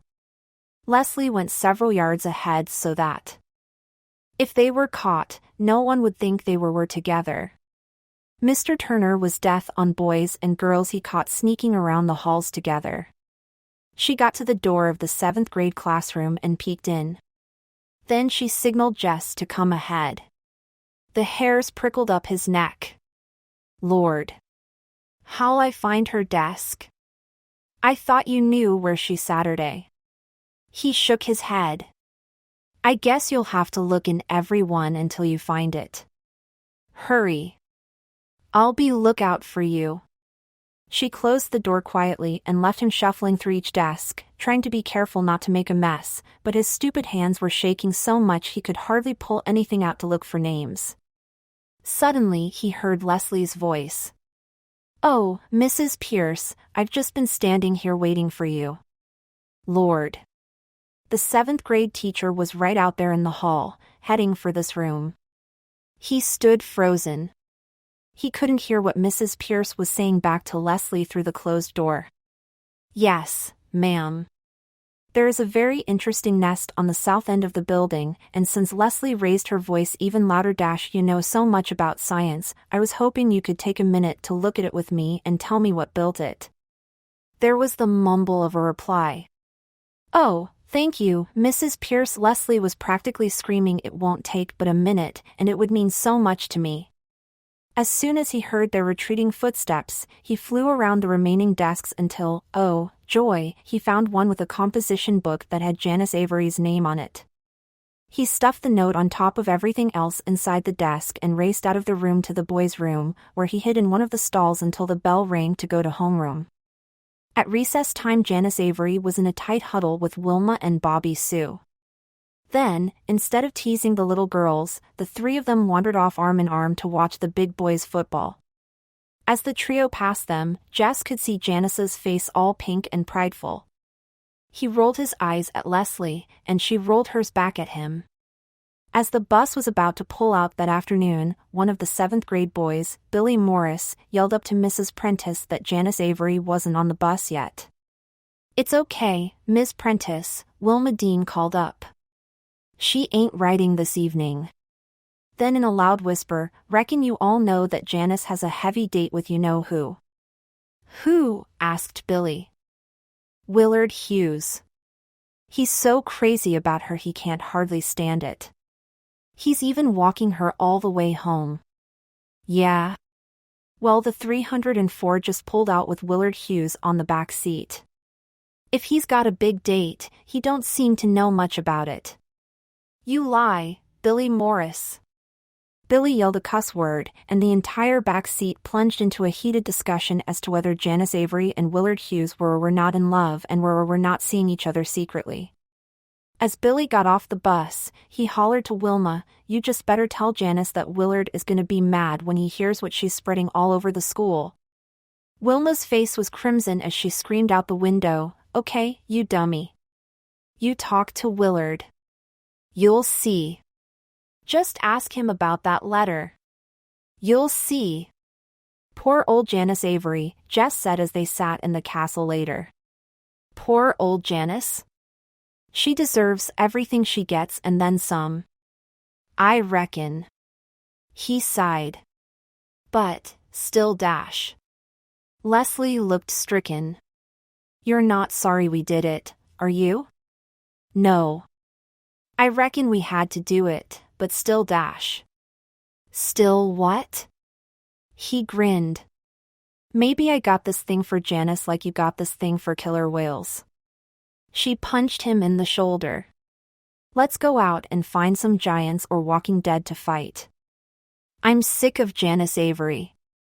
The next day Janice Avery stomped onto the bus, her eyes daring everyone in sight to say a word. Leslie nudged Maybelle. Maybelle's eyes went wide. "Did Cha dash?" "Shoo. Yes." Maybelle turned completely around and stared at the back seat, then she turned back and poked Jess. "You made her that mad?" Jess nodded, trying to move his head as little as possible as he did so. "We wrote that letter," Leslie whispered. "But you mustn't tell anyone, or she'll kill us." "I know," said Maybelle, her eyes shining. "I know." 6. The Coming of Prince Terrien. Christmas was almost a month away, but at Jess's house the girls were already obsessed with it. This year Ellie and Brenda both had boyfriends at the consolidated high school, and the problem of what to give them and what to expect from them was cause of endless speculation and fights. Fights, because as usual, their mother was complaining that there was hardly enough money to give the little girls something from Santa Claus, let alone a surplus to buy record albums or shirts for a pair of boys she'd never set eyes on. "What are you giving your girlfriend, Jess?" Brenda screwed her face up in that ugly way she had. He tried to ignore her. He was reading one of Leslie's books, and the adventures of an assistant pig keeper were far more important to him than Brenda's sauce. "Don't you know, Brenda?" Ellie joined in. "Jess ain't got no girlfriend." "Well, you're right for once. Nobody with any sense would call that stick a girl." Brenda pushed her face right into his and grinned the word girl through her big painted lips. Something huge and hot swelled right up inside of him, and if he hadn't jumped out of the chair and walked away, he would have smacked her. He tried to figure out later what had made him so angry. Partly, of course, it made him furious that anyone as dumb as Brenda would think she could make fun of Leslie. Lord, it hurt his guts to realize that it was Brenda who was his blood sister, and that really, from anyone else's point of view, he and Leslie were not related at all. Maybe, he thought, I was a foundling, like in the stories. Way back when the creek had water in it, I came floating down it in a wicker basket waterproofed with pitch. My dad found me and brought me here because he'd always wanted a son and just had stupid daughters. My real parents and brothers and sisters live farther away than West Virginia or even Ohio. Somewhere I have a family who have rooms filled with nothing but books and who still grieve for their baby who was stolen. He shook himself back to the source of his anger. He was angry, too, because it would soon be Christmas and he had nothing to give Leslie. It was not that she would expect something expensive, it was that he needed to give her something as much as he needed to eat when he was hungry. He thought about making her a book of his drawings. He even stole paper and crayons from school to do it with. But nothing he drew seemed good enough, and he would end up scrawling across the half-finished page and poking it into the stove to burn up. By the last week of school before the holiday, he was growing desperate. There was no one he could ask for help or advice. His dad had told him he would give him $1 for each member of the family, but even if he cheated on the family presents, there was no way he could get from that enough to buy Leslie anything worth giving her. Besides, Maybelle had her heart set on a Barbie doll, and he had already promised to pool his money with Ellie and Brenda for that. Then the price had gone up, and he found he would have to go over into everyone else's dollar to make up the full amount for Maybelle. Somehow this year Maybelle needed something special. She was always moping around. He and Leslie couldn't include her in their activities, but that was hard to explain to someone like Maybelle. Why didn't she play with Joyce in?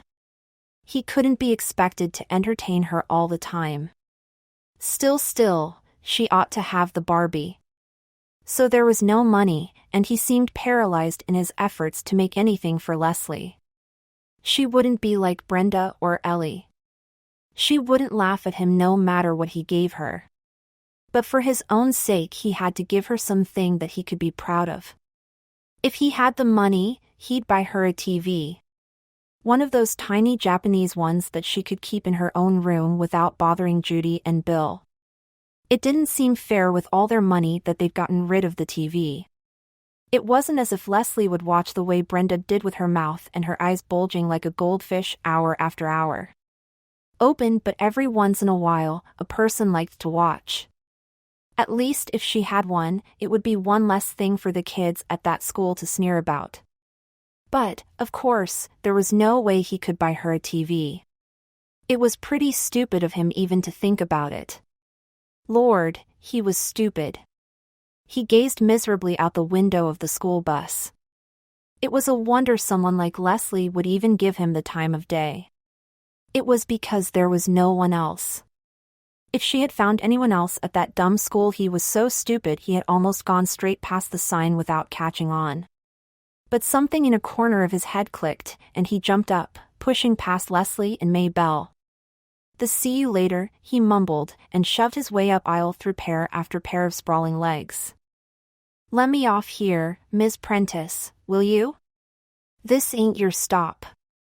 "Gotta do an errand for my mother," he lied. "Long as you don't get me into trouble." She eased the brakes. "No, thanks." He swung off the bus before it had really stopped and ran back toward the sign. "Puppies," it said. "Free." Jess told Leslie to meet him at the castle stronghold on Christmas Eve afternoon. The rest of his family had gone to the Millsburg Plaza for last-minute shopping, but he stayed behind. The dog was a little brown and black thing with great brown eyes. Jess stole a ribbon from Brenda's drawer and hurried across the field and down the hill with the puppy squirming in his arms. Before he got to the creek bed, it had licked his face raw and sent a stream down his jacket front, but he couldn't be mad. He tucked it tightly under his arm and swung across the creek as gently as he could. He could have walked through the gully. It would have been easier, but he couldn't escape the feeling that one must enter Terabithia only by the prescribed entrance. He couldn't let the puppy break the rules. It might mean bad luck for both of them.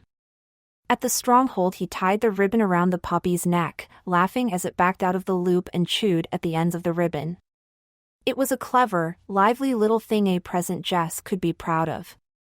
There was no mistaking the delight in Leslie's eyes. She dropped to her knees on the cold ground, picked the puppy up, and held it close to her face. "Watch it," Jess cautioned. "It sprays worse than a water pistol." Leslie moved it out a little way.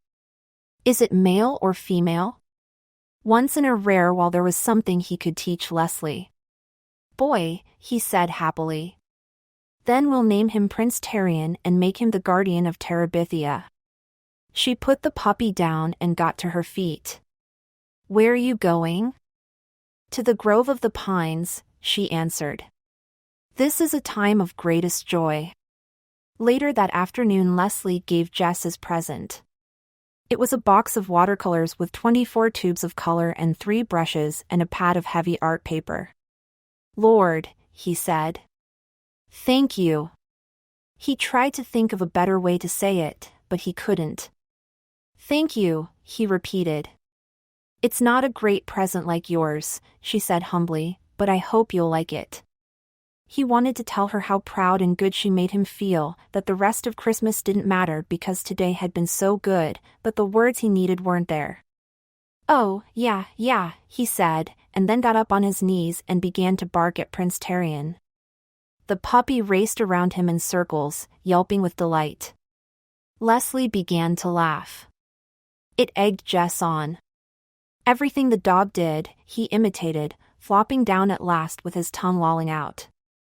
Leslie was laughing so hard she had trouble getting the words out. You're crazy. How will we teach him to be a noble guardian? You're turning him into a clown. Arf, wailed Prince Terrian, rolling his eyes skyward. Jess and Leslie both collapsed. They were in pain from the laughter. Maybe, said Leslie at last. We'd better make him court jester. What about his name? Oh, we'll let him keep his name. Even a prince. This in her most Terabithian voice. Even a prince may be a fool. That night the glow of the afternoon stayed with him. Even his sister squabbling about when presents were to be wrapped or opened did not touch him. He helped Maybelle wretched little gifts and even sang Santa Claus is coming to town with her and Joyce and then Joyce cried because they had no fireplace and Santa wouldn't be able to find the way, and suddenly he felt sorry for her going to Millsburg Plaza and seeing all those things and hoping that some guy in a red suit would give her all her dreams. Maybelle at 6 was already too wise. She was just hoping for that stupid Barbie. He was glad he'd splurged on it. Joyce wouldn't care that he only had a hair clip for her. She would blame Santa, not him, for being cheap. He put his arm awkwardly around Joyce and, come on Joyce, and don't cry. Old Santa knows the way. He don't need a chimney, does he, Maybelle? Maybelle was watching him with her big, solemn eyes. Jess gave her a knowing wink over Joyce's head. It melted her. Nah, Joyce Ann. He knows the way. He knows everything. She squenched up her right cheek in a vain effort to return his wink. She was a good kid. He really liked old Maybelle. The next morning he helped her dress and undress her Barbie at least 30 times. Slithering the skinny dress over the doll's head and arms and snapping the tiny fasteners was more than her chubby 6-year-old fingers could manage. He had received a racing car set, which he tried to run to please his father. It wasn't one of these big sets that they advertised on TV, but it was electric, and he knew his dad had put more money into it than he should have. But the silly cars kept falling off at the curves until his father was cursing at them with impatience. Jess wanted it to be okay. He wanted so much for his dad to be proud of his present, the way he, Jess, had been proud of the puppy. It's really great. Really. I just ain't got the hang of it yet. His face was red, and he kept shoving his hair back out of his eyes as he leaned over the plastic figure-8 track. Cheap junk. His father kicked at the floor dangerously near the track. Don't get nothing for your money these days. Joyce was lying on her bed screaming because she had yanked the string out of her talking doll and it was no longer talking. Brenda had her lips stuck out because Ellie had gotten a pair of pantyhose in her Christmas stocking and she had only bobby socks.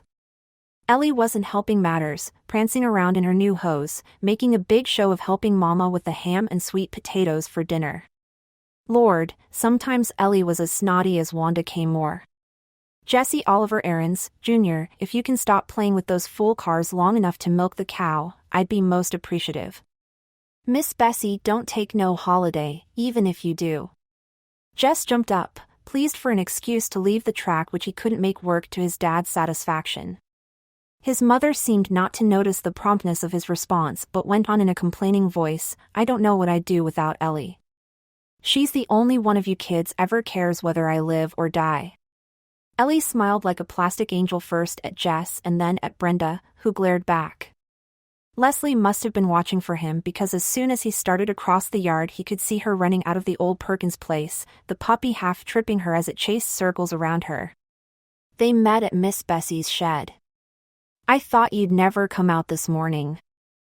Yeah, well, Christmas, you know. Prince Terrian began to snap at Miss Bessie's hooves. She stamped in annoyance. Leslie picked him up, so Jess could milk. The puppy squirmed and licked, making it almost impossible for her to talk. She giggled happily. Dumb dog, she said proudly. Yeah. It felt like Christmas again. 7. The Golden Room. Mr. Burke had begun to repair the old Perkins place. After Christmas, Mrs. Burke was right in the middle of writing a book, so she wasn't available to help, which left Leslie the jobs of hunting and fetching. For all his smartness with politics and music, Mr. Burke was inclined to be absent-minded. He would put down the hammer to pick up the how-to book and then lose the hammer between there and the project he was working on. Leslie was good at finding things for him, and he liked her company as well. When she came home from school and on the weekends, he wanted her around. Leslie explained all this to Jess. Jess tried going to Terabithia alone, but it was no good. It needed Leslie to make the magic.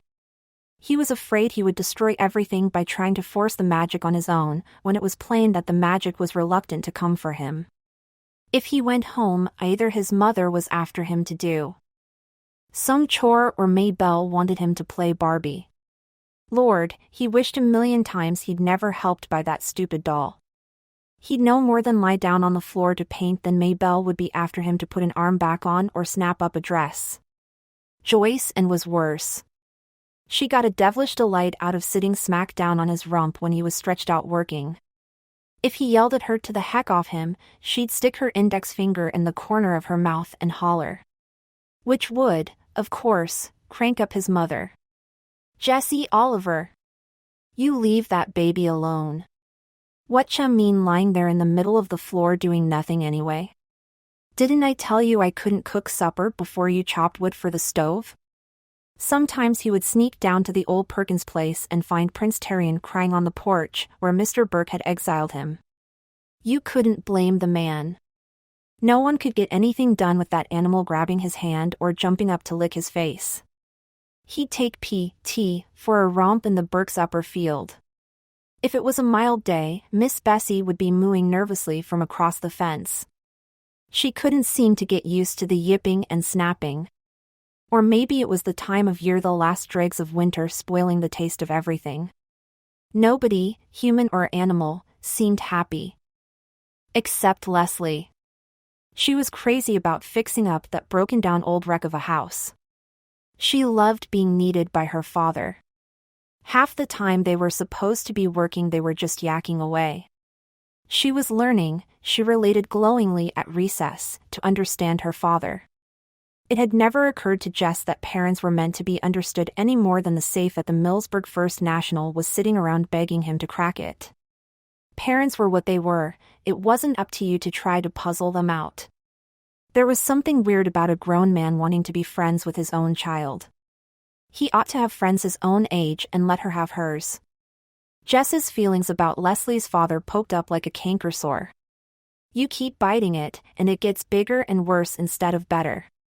You spend a lot of time trying to keep your teeth away from it. Then sure as Christmas forget the silly thing and chomp right down on it. Lord, that man got in his way. It even poisoned what time he did have with Leslie. She'd be sitting there bubbling away at recess, and it would be almost like the old times, then without warning, she'd say, Bill thinks so-and-so. Chomp. Right down on the old sore. Finally she noticed. It took her until February, and for a girl as smart as Leslie that was a long, long time. Why don't you like Bill? Who said I didn't?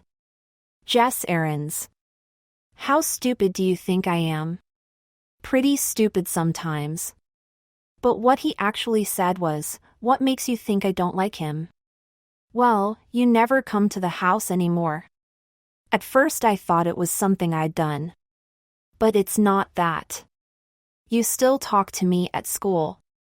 Lots of times I see you in the field, playing with P.T., but you don't even come near the door. You're always busy. He was uncomfortably aware of how much he sounded like Brenda when he said this. Well, for spaghetti sauce. You could offer to help, you know. It was like all the lights coming back on after an electrical storm. Lord, who was the stupid one? Still, it took him a few days to feel comfortable around Leslie's father. Part of the problem was he didn't know what to call him. Hey, he'd say, and both Leslie and her father would turn around. Mr. Burke? I wish you'd call me Bill, Jess. Yeah. He fumbled around with the name for a couple more days, but it came more easily with practice. It also helped to know some things that Bill, for all his brains and books, didn't know. Jess found he was really useful to him, not a nuisance to be tolerated or set out on the porch like P.T. You're amazing, Bill would say. Where did you learn that, Jess? Jess never quite knew how he knew things, so he'd shrug and let Bill and Leslie praise him to each other, though the work itself was praise enough. First they ripped out the boards that covered the ancient bricks like Prospector's fireplace, coming upon rusty upon the mother lode. Next they got the old wallpaper off the living room wall, all 5 garish layers of it. Sometimes as they lovingly patched and painted, they listened to Bill's records or sang, Leslie and Jess teaching Bill some of Miss Edmond's songs and Bill teaching them some he knew. At other times they would talk. Jess listened wonderingly as Bill explained things that were going on in the world. If Mama could hear him, she'd swear he was another Walter Cronkite instead of some hippie. All the Burkes were smart. Not smart, maybe, about fixing things or growing things, but smart in a way Jess had never known real live people to be. Like one day while they were working, Judy came down and read out loud to them, mostly poetry and some of it in Italian, which, of course, Jess couldn't understand, but he buried his head in the rich sound of the words and let himself be wrapped warmly around in the feel of the Burkes' brilliance.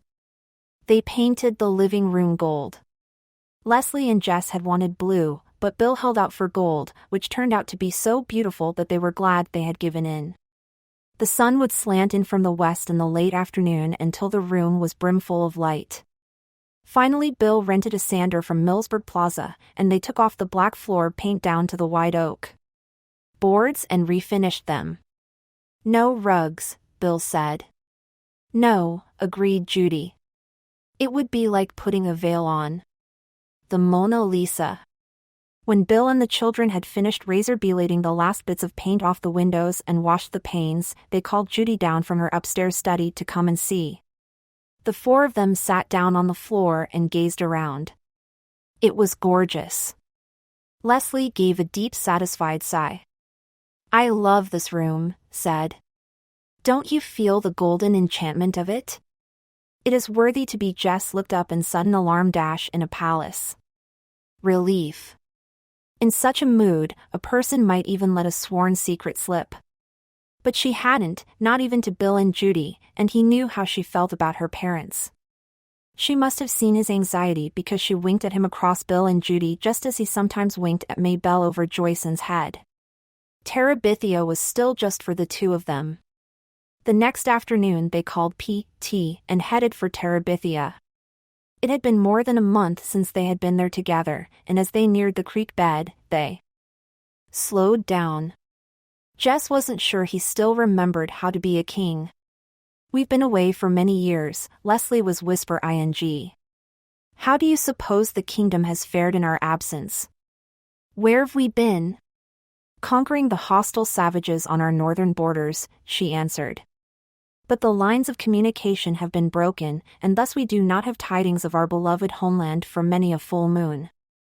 How was that for regular queen talk? Jess wished he could match it. You think anything bad has happened?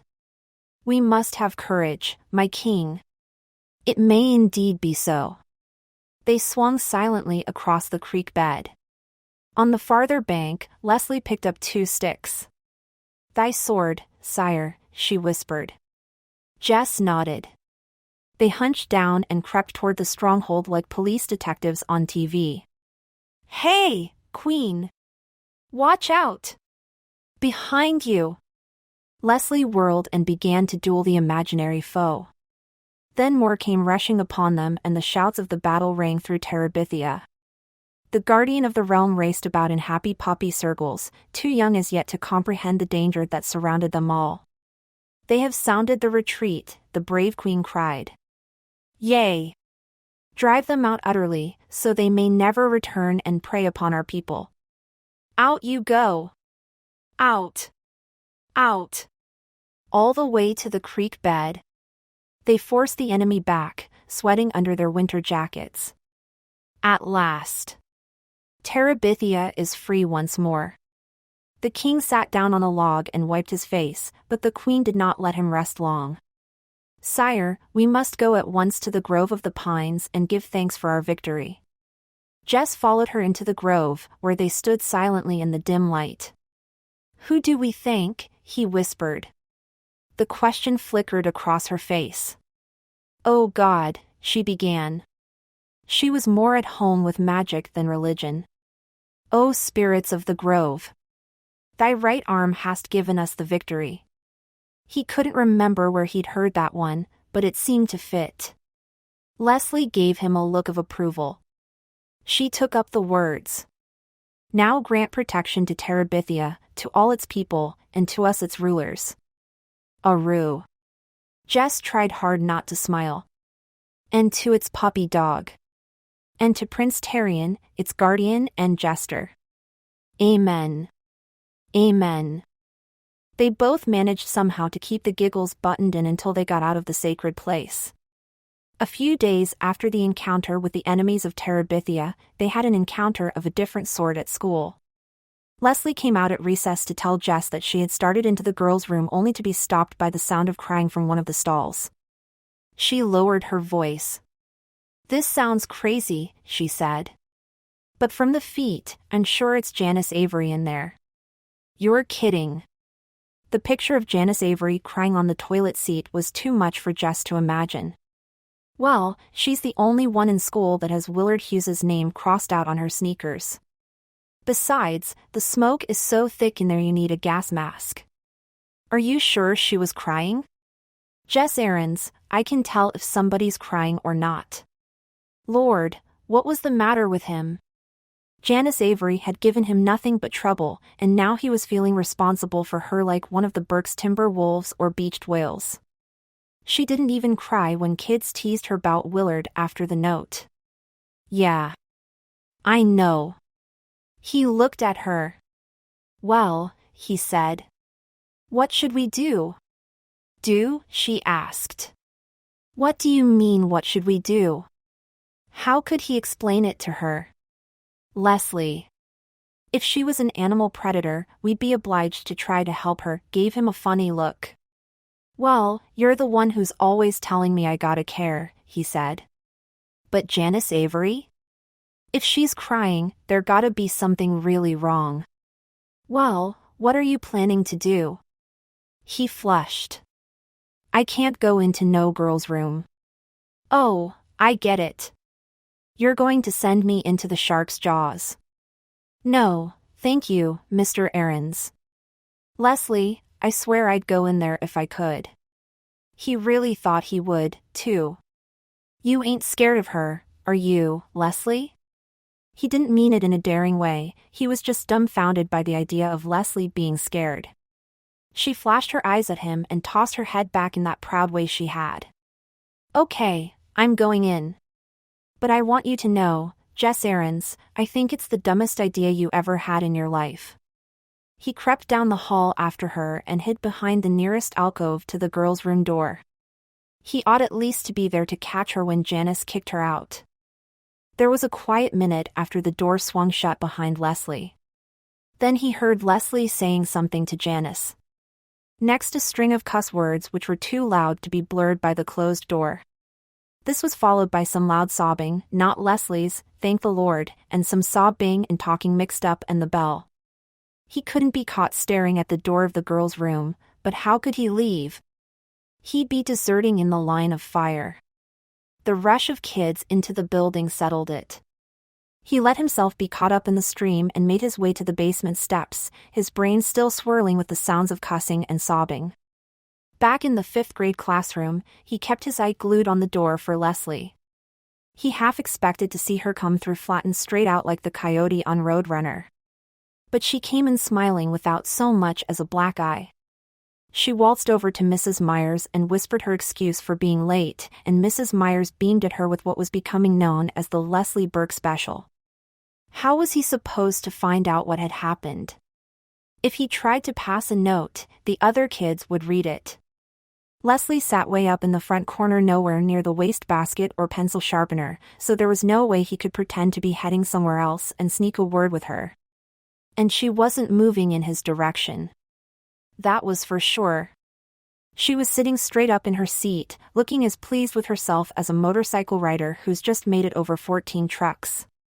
Leslie smirked clear through the afternoon and right onto the bus, where Janice Avery gave her a little crooked smile on the way to the back seat, and Leslie looked over at Jess as if to say, "See." He was going crazy wanting to know. She even put him off after the bus pulled away, pointing her head at Maybelle as if to say, "We shouldn't discuss it in front of the children." Finally, in the safe darkness of the stronghold, she told him. "Do you know why she was crying?" "How am I supposed to know?" "Lord, Leslie, will you tell me? What in the heck was going on in there?" Janice Avery is a very unfortunate person. Do you realize that? What was she crying about, for heaven's sake? It's a very complicated situation. I can understand now why Janice has so many problems relating to people. Will you tell me what happened before I have a hernia? Did you know her father beats her? Lots of kids' fathers beat, Will you get on with it? No, I mean really beats her. The kind of beatings they take people to jail for in Arlington. She shook her head in disbelief. You can't imagine. Is that why she was crying? Just 'cause her father beats her? Oh, no. She gets beaten up all the time. She wouldn't cry at school about that. Then what was she crying for? Well, Lord, Leslie was loving this. She'd string him out forever. Well, today she was so mad at her father that she told her so-called friends Wilma and Bobby Sue about it. Yeah. And those two she looked for a word vile enough to describe Janice Avery's friends and found none. Those two girls blabbed it all over the 7th grade. Pity for Janice Avery swept across him. Even the teacher knows about it. Boy. The word came out like a sigh. There was a rule at Lark Creek, more important than anything Mr. Turner made up and fussed about. That was the rule that you never mixed up troubles at home with life at school. When parents were poor or ignorant or mean, or even just didn't believe in having a TV set, it was up to their kids to protect them. By tomorrow, every kid and teacher in Lark Creek Elementary would be talking in half snickers about Janice Avery's daddy. It didn't matter if their own fathers were in the state hospital or the federal prison, they hadn't betrayed theirs, and Janice had. Do you know what else? What? I told Janice about not having a TV and everyone laughing. I told her I understood what it was like to have everyone think I was weird. What did she say to that? She knew I was telling the truth. She even asked me for advice as if I was Dear Abby. Yeah. I told her just to pretend she didn't know what on earth Wilma and Bobby Sue had said or where they had got such a crazy story, and everybody would forget about it in a week. She leaned forward, suddenly anxious. Do you think that was good advice?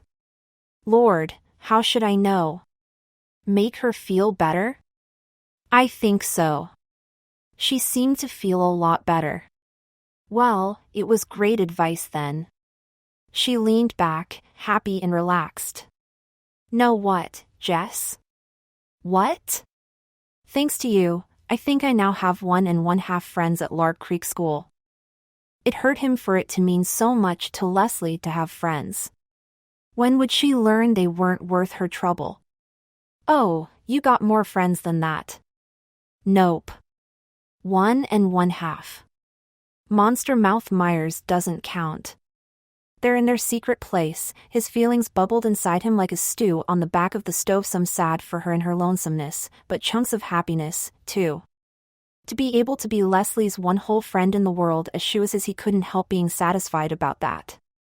That night, as he started to get into bed, leaving the light off so as not to wake the little girls, he was surprised by Mabel's shrill little Jess.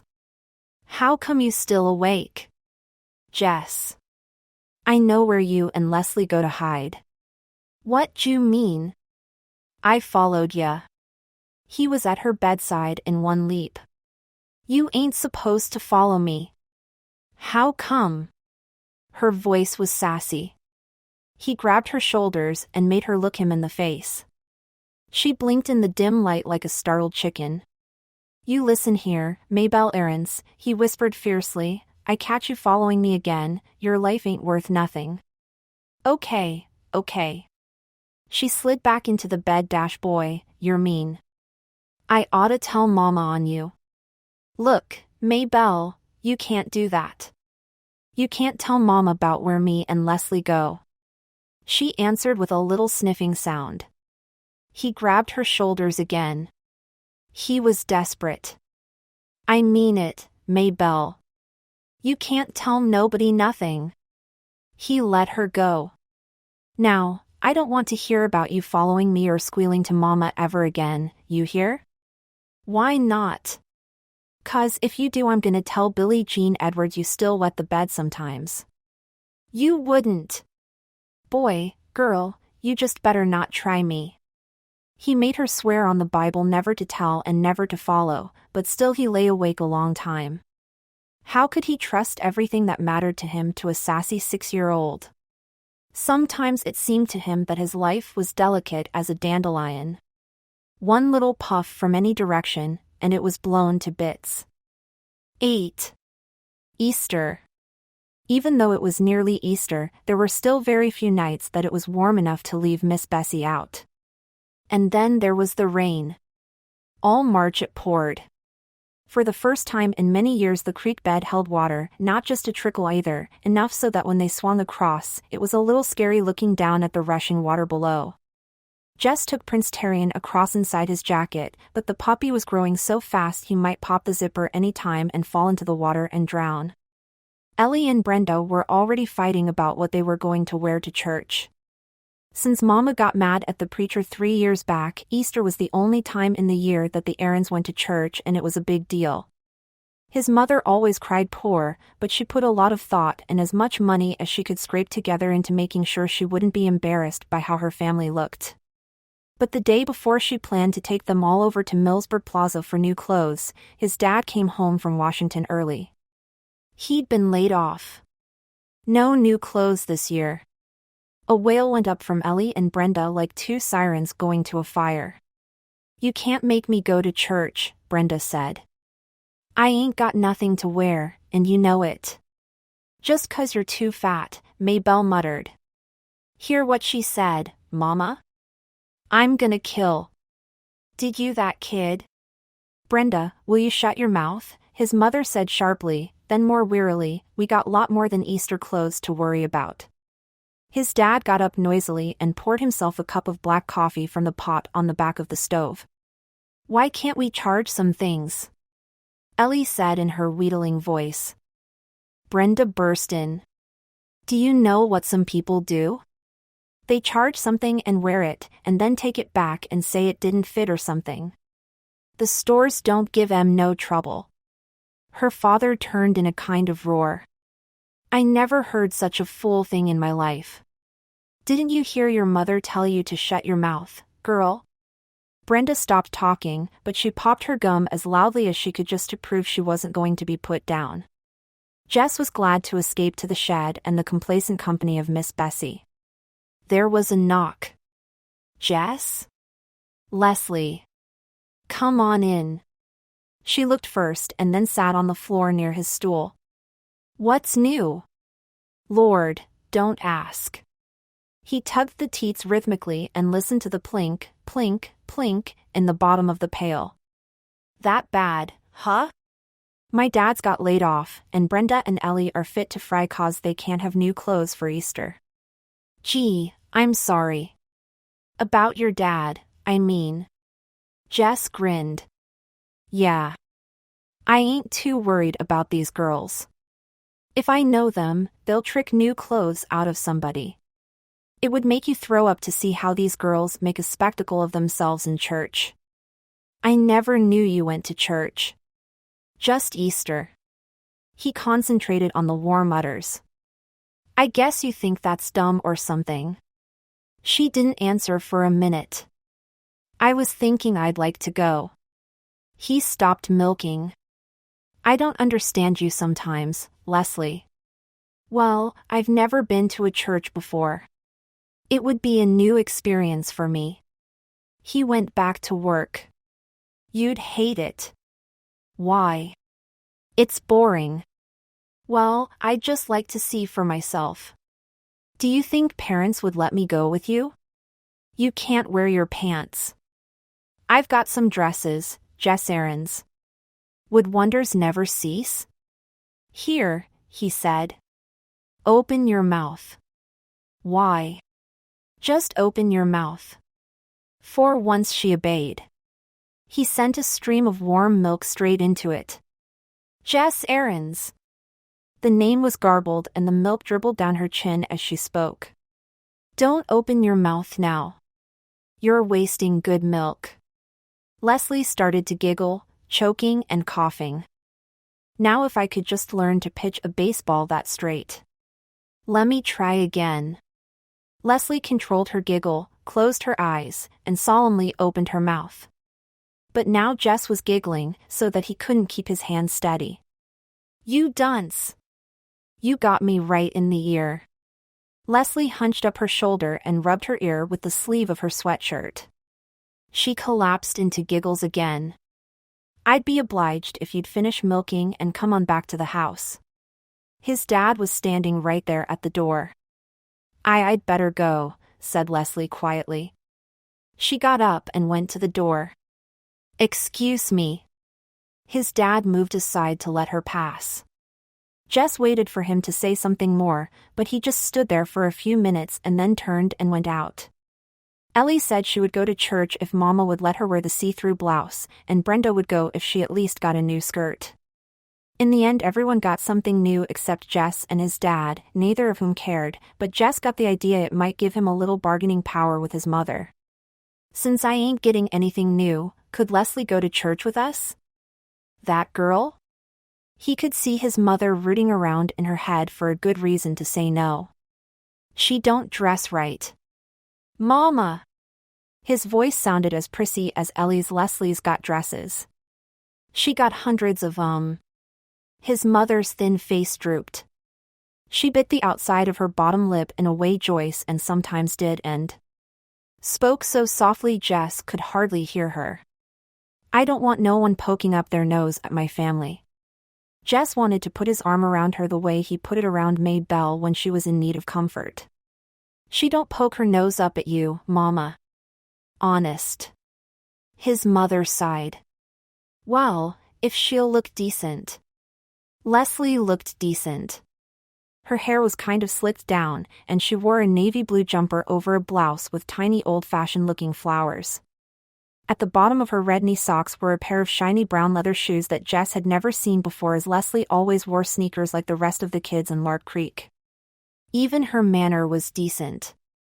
Her usual sparkle was toned way down, and she said yes'm and no'm to his mother just as though she were aware of Mrs. Aaron's dread of disrespect.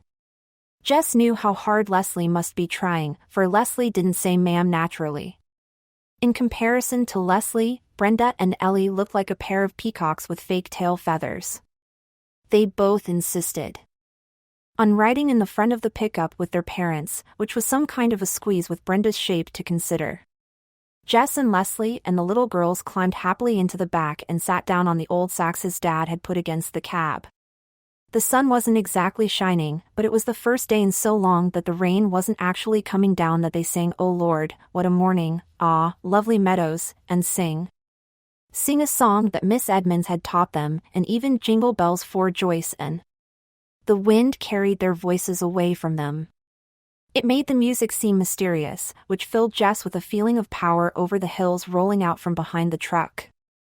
The ride was much too short, especially for Joyce N., who began to cry because the arrival interrupted the first verse of Santa Claus is Coming to Town, which after Jingle Bells her favorite song.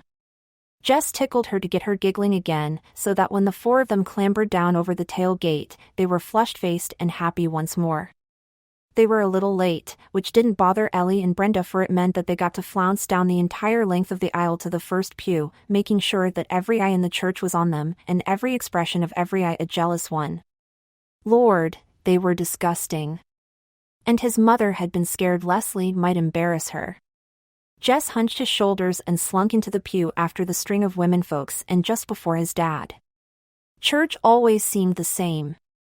Jess could tune it out the same way he tuned out school, with his body standing up and sitting down in unison with the rest of the congregation, but his mind numb and floating, not really thinking or dreaming but at least free. Once or twice he was aware of being on his feet with the loud, not really tuneful singing all around him. At the edge of his consciousness he could hear Leslie singing along and drowsily wondered why she bothered. The preacher had one of those tricky voices. It would buzz along for several minutes quite comfortably, then bang. He was screaming at you. Each time Jess would jump, and it would take another couple of minutes to relax again. Because he wasn't listening to the words, the man's red face with sweat pouring down seemed strangely out of place in the dull sanctuary. It was like Brenda throwing a tantrum over Joyce and touching her lipstick. It took a while to get Ellie and Brenda pulled away from the front yard of the church. Jess and Leslie went ahead and put the little girls in the back and settled down to wait. Gee, I'm really glad I came. Jess turned to Leslie in unbelief. It was better than a movie. You're kidding. No, I'm not. And she wasn't. He could tell by her face. That whole Jesus thing is really interesting, isn't it? What do you mean? All those people wanting to kill him when he hadn't done anything to hurt them. She hesitated. It's really kind of a beautiful story like Abraham Lincoln or Socrates or Aslan. It ain't beautiful, Maybelle broke in. It's scary. Nailing holes right through somebody's hand. Maybelle's right. Jess reached down into the deepest pit of his mind. It's because we're all vile sinners God made Jesus die. Do you think that's true? He was shocked. It's in the Bible, Leslie. She looked at him as if she were going to argue, then seemed to change her mind. It's crazy, isn't it? She shook her head. You have to believe it, but you hate it. I don't have to believe it, and I think it's beautiful. She shook her head again. It's crazy. Maybelle had her eyes all squinched as though Leslie was some strange creature in a zoo. You gotta believe the Bible, Leslie. Why? It was a genuine question. Leslie wasn't being smarty. 'Cause if you don't believe the Bible, Maybelle's eyes were huge. Gobble damn you to hell when you die. Where'd she ever hear a thing like that? Leslie turned on Jess as though she were about to accuse him of some he had committed against his sister. He felt hot and wrong caught by her voice and words. He dropped his gaze to the gunny sack and began to fiddle with the reveled edge. That's right, ain't it, Jess? Maybelle's shrill voice demanded. Don't God damn you to hell if you don't believe the Bible? Jess pushed his hair out of his face. I reckon, he muttered. I don't believe it, Leslie said. I don't even think you've read the Bible. I read most of it. Jess said, still fingering the sack. Spout the only book we got around our place. He looked up at Leslie and half grinned. She smiled. Okay, she said. But I still don't think God goes around damning people to hell. They smiled at each other, trying to ignore Maybelle's anxious little voice. But Leslie, she insisted. What if you die? What's going to happen to you if you... 9. The evil spell. On Easter Monday the rain began again in earnest. It was as though the elements were conspiring to ruin their short week of freedom. Jess and Leslie sat cross-legged on the porch at the Burkes, watching the wheels of a passing truck shoot huge sprays of muddy water to its rear. That ain't no 55 miles per hour, Jess muttered. Just then something came out of the window of the cab. Leslie jumped to her feet. Litterbug, she screamed after the already disappearing taillights. Jess stood up, too. What do you want to do? What I want to do is go to Terabithia, she said, look ing out mournfully at the pouring rain. Heck, let's go, he said. Okay, she said, suddenly brightening. Why not? She got her boots and raincoat and considered the umbrella. Dia think we could swing across holding the umbrella? He shook his head. Nah. We better stop by your house and get your boots and things. He shrugged. I don't have nothing that fits. I'll just go like this. I'll get you an old coat of Bill's. She started up the stairs. Judy appeared in the hallway. What are you kids doing? It was the same words that Jess's mother might have used, but it didn't come out the same way. Judy's eyes were kind of fuzzed over as she spoke, and her voice sounded as though it were being broadcast from miles away. We didn't mean to bother you, Judy. That's all right, I'm stuck right now. I might as well stop. Have you had any lunch? S'all right, Judy. We can get something ourselves. Judy's eyes focused slightly. You've got your boots on. Leslie looked down at her feet. Oh, yeah, she said, as though she were just noticing them herself. We thought we'd go out for a while. Is it raining again? Yeah. I used to like to walk in the rain. Judy smiled the kind of smile Maybelle did in her sleep. Well, if you two can manage. Sure. Is Bill back yet? No. He said he wouldn't be back until late, not to worry. Fine, she said. Oh, she said suddenly, and her eyes popped wide open. Oh! She almost ran back to her room, and the plinkety-plink of the typewriter began at once. Leslie was grinning. She came unstuck. He wondered what it would be like to have a mother whose stories were inside her head instead of marching across the television screen all day long. He followed Leslie the hall to where she was pulling things out of a closet. Up she handed him a beige raincoat and a peculiar round black woolly hat. No boots. Her voice was coming out of the depths of the closet and was muffled by a line of overcoats. How about a pair of clumps? A pair of what? She stuck her head out between the coats. Cleats. Cleats. She produced them. They looked like size 12s. Nah. I'd lose em in the mud. I'll just go barefoot. Hey, she said, emerging completely. Me, too. The ground was cold. The icy mud sent little thrills of pain up their legs, so they ran, splashing through the puddles and slushing in the mud. P.T. bounded ahead, leaping fish-like from one brown sea to the next, then turned ing back to herd the two of them forward, nipping at their heels and further splashing their already sopping jeans. When they got to the bank of the creek, they stopped. It was an awesome sight. Like in the 10 Commandments on TV when the water came rushing into the dry path Moses had made and swept all the Egyptians away, long dry bed of the creek was a roaring 8-foot-wide sea, sweeping before it great branches of trees, logs, and trash, swirling them about like so many Egyptian chariots, the hungry waters licking and sometimes leaping the banks, daring them to try to confine it. Wow. Leslie's voice was respectful. Yeah. Jess looked up at the rope. It was still twisted around the branch of the crabapple tree. His stomach felt cold. Maybe we ought to forget it today. Come on, Jess. We can make it. The hood of Leslie's raincoat had fallen back, and her hair lay plastered to her forehead. She wiped her cheeks and eyes with her hand and then untwisted the rope. She unsnapped the top of her coat with her left hand. Here, she said.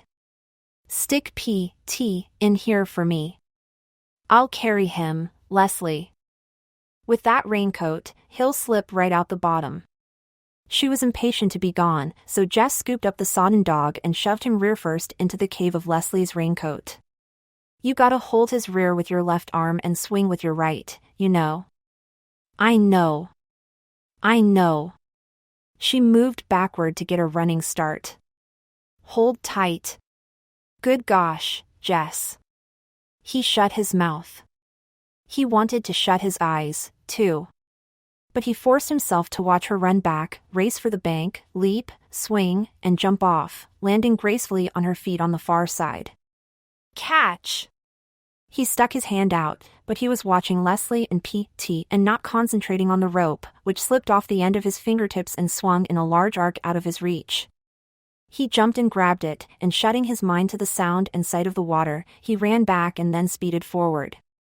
The cold stream lapped his bare heels momentarily, but then he was into the air above it and falling awkwardly and landing on his bottom. P.T. was on him immediately, muddy paws all over the beige raincoat, and pink tongue sandpapering Jess's wet face. Leslie's eyes were sparkling. Arise, she barely swallowed a giggle. Arise, King of Terabithia, and let us proceed into our kingdom. The King of Terabithia snuffled and wiped his face on the back of his hand. I will arise, he replied with dignity, when thou removes this fool dog off my gut. They went to Terabithia on Tuesday and again on Wednesday. The rain continued sporadically, so that by Wednesday the creek had swollen to the trunk of the crabapple and they were running through ankle-deep water to make their flight into Terabithia. And on the opposite bank Jess was more careful to land on his feet. Sitting in cold wet breeches for an hour was no fun even in a magic kingdom.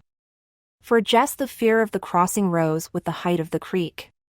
Leslie never seemed to hesitate, so Jess could not hang back. But even though he could force his body to follow after, his mind hung back, wanting to cling to the crabapple tree the way Joyce and Mike cling to Mama's skirt. While they were sitting in the castle on Wednesday, it began suddenly to rain so hard that water came through the top of the shack in icy streams. Jess tried to huddle away from the worst of them, but there was no escaping the miserable invaders. Dost know what is in my mind, O king? Leslie dumped the contents of one coffee can on the ground and put the can under the worst leak. What? Methinks some evil being has put a curse on our beloved kingdom. Damn Weather Bureau. In the dim light he could see Leslie's face freeze into its most queenly pose, the kind of expression she usually reserved for vanquished enemies. She didn't want to kid. He instantly repented his unkingly manner. Leslie chose to ignore it. Let us go even up into the sacred grove and inquire of the spirits what this evil might be and how we must combat it. For of a truth I perceive that this is no ordinary rain that is falling upon our kingdom. Right, Queen, Jess mumbled and crawled out of the low entrance of the castle stronghold. Under the pines even the rain lost its driving power. Without the filtered light of the sun it was almost dark, and the sound of the rain hitting the pine branches high above their heads filled the grove with a weird, tuneless music. Dread lay on Jess's stomach like a hunk of cold, undigested donut. Leslie lifted her arms and face up toward the dark green canopy. O spirits of the grove, she began solemnly. We are come on behalf of our beloved kingdom which lies even now under the spell of some evil, unknown force. Give us, we beseech thee, wisdom to discern this evil, and power to overcome it. She nudged Jess with her elbow. He raised his arms. He felt the point of her sharp elbow again. Yes. Please listen, thou spirits. She seemed satisfied. At least she didn't poke him again. She just stood there quietly as if she was listening respectfully to someone talking to her. Jess was shivering, whether from the cold or the place, he didn't know. But he was glad when she turned to leave the grove. All he could think of was dry clothes and a cup of hot coffee and maybe just plunking down in front of the TV for a couple of hours. He was obviously not worthy to be king of Terabithia. Whoever heard of a king who was scared of tall trees and a little bit of water? He swung across the creek almost too disgusted with himself to be afraid. Halfway across he looked down and stuck his tongue out at the roaring below. Who's afraid of the big bad wolf? Tra-la-la-la-la, he said to himself, then quickly looked up again toward the crabapple tree. Plodding up the hill through the mud and beaten down grasses, he slammed his bare feet down hard. Left, left, he addressed them inside his head. Left my wife and 49 children without any gingerbread, think I did right? Right. Right by my. Why don't we change our clothes and watch TV or something over at your house? He felt like hugging her. I'll make us some coffee, he said joyfully. Yuck, she said smiling and began to run for the old Perkins place, that beautiful, graceful run of hers that neither mud nor water could defeat. It had seemed to Jess when he went to bed Wednesday night that he could relax, that everything was going to be all right, but he awoke in the middle of the night with the horrible realization that it was still raining. He would just have to tell Leslie that he wouldn't go to Terabithia. After all, she had told him that when she was working on the house with Bill. And he hadn't questioned her. It wasn't so much that he minded telling Leslie that he was afraid to go, it was that he minded being afraid. It was as though he had been made with a great piece ing one of Maybelle's puzzles with this huge gap where somebody's eye and cheek and jaw should have been. Lord, it would be better to be born without an arm than to go through life with no guts. He hardly slept the rest of the night, listening to the horrid rain and knowing that no matter how high the creek came, Leslie would still want to cross it. 10. The perfect day. He heard his dad start the pickup. Even though there was no job to go to, he left every morning early to look. Sometimes he just hung around all day at the unemployment office. On lucky days he got picked up to unload furniture or do cleaning. Jess was awake. He might as well get up. He could milk and feed Miss Bessie, and get that over with. He pulled on a t-shirt and overalls over the underwear he slept in. Where are you going? Go back to sleep, Maybelle. I can't. The rain makes too much noise. Well, get up then. Why are you so mean to me? Will you shut up, Maybelle? You'll have everyone in the whole house woke up with that big mouth of yours. Joyce and would have screamed, but Maybelle made a face. The perfect D.O., come on, he said.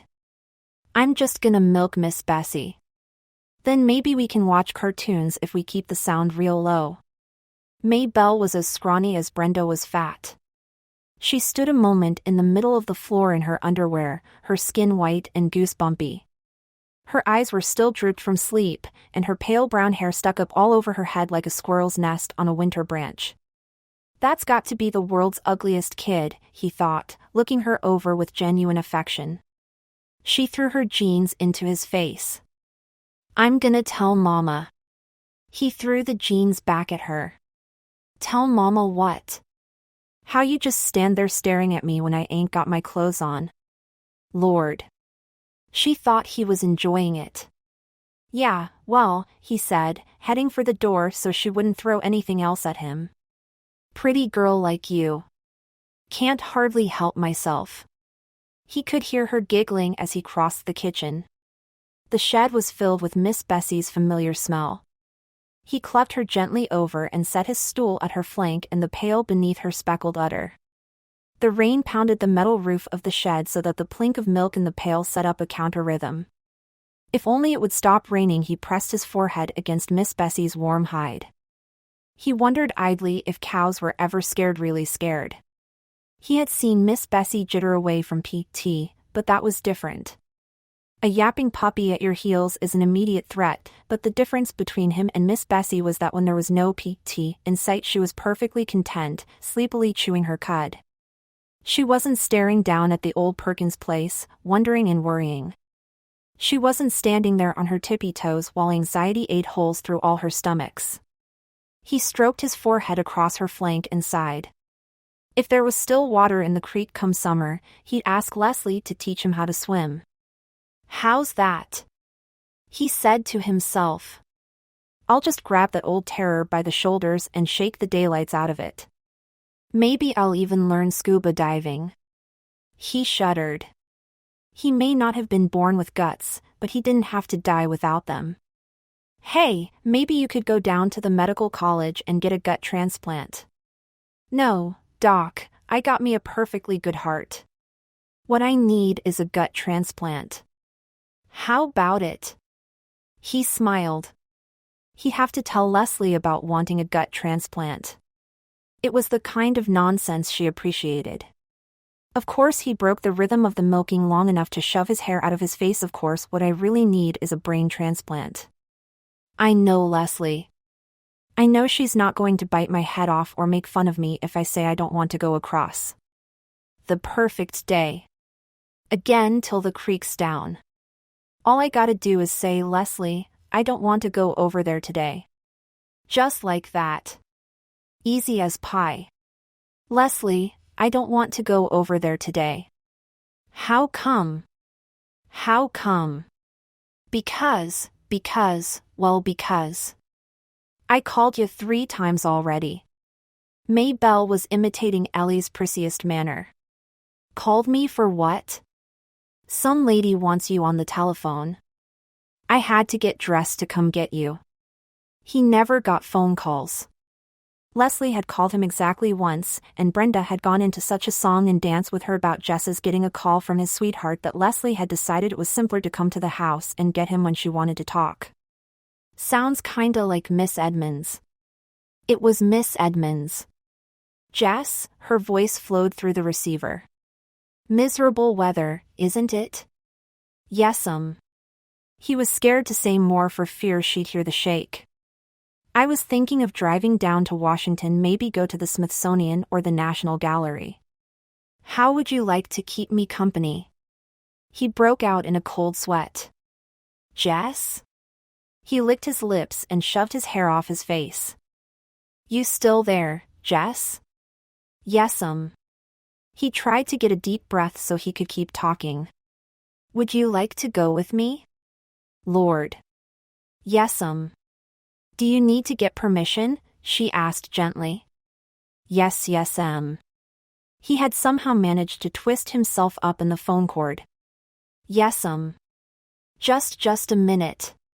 He untangled himself, put the phone down quietly, and tiptoed into his parents' room. His mother's back made a long hump under the cotton blanket.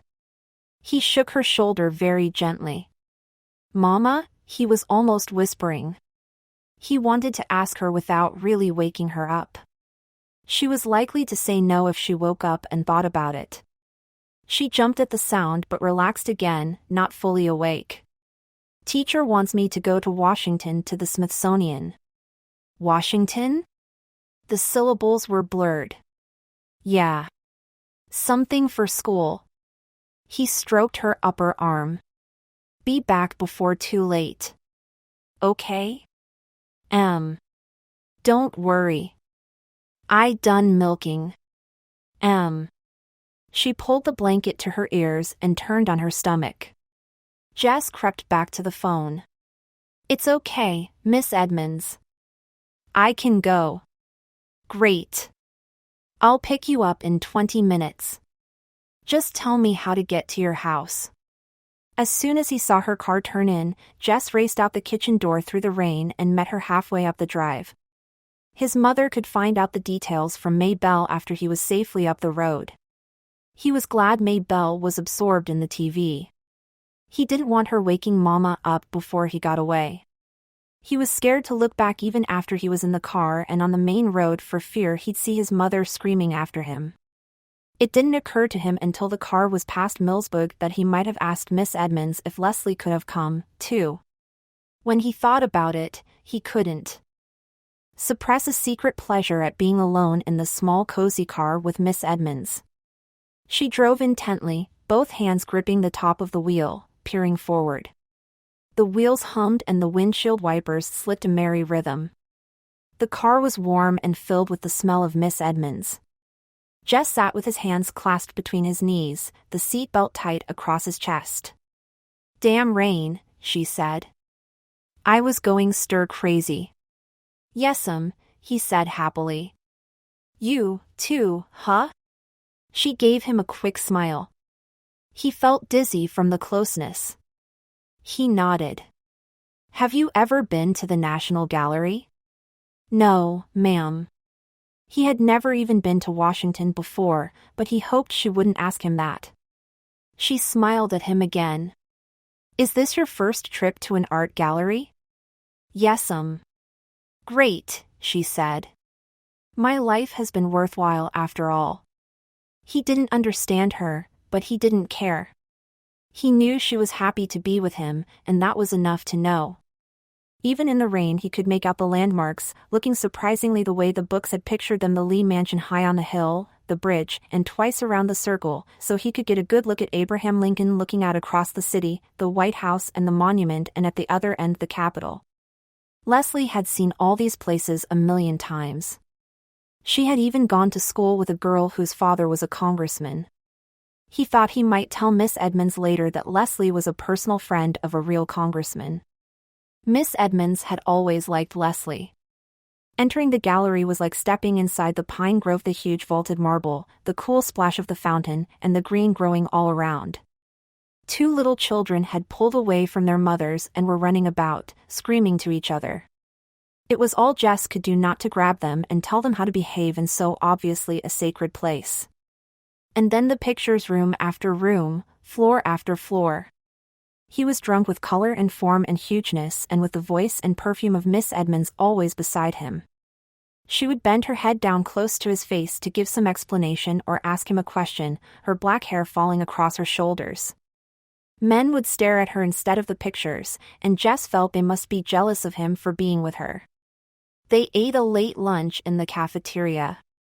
When she mentioned lunch, he realized with horror that he would need money, and he didn't know how to tell her that he hadn't brought any, didn't have any to bring, for that matter.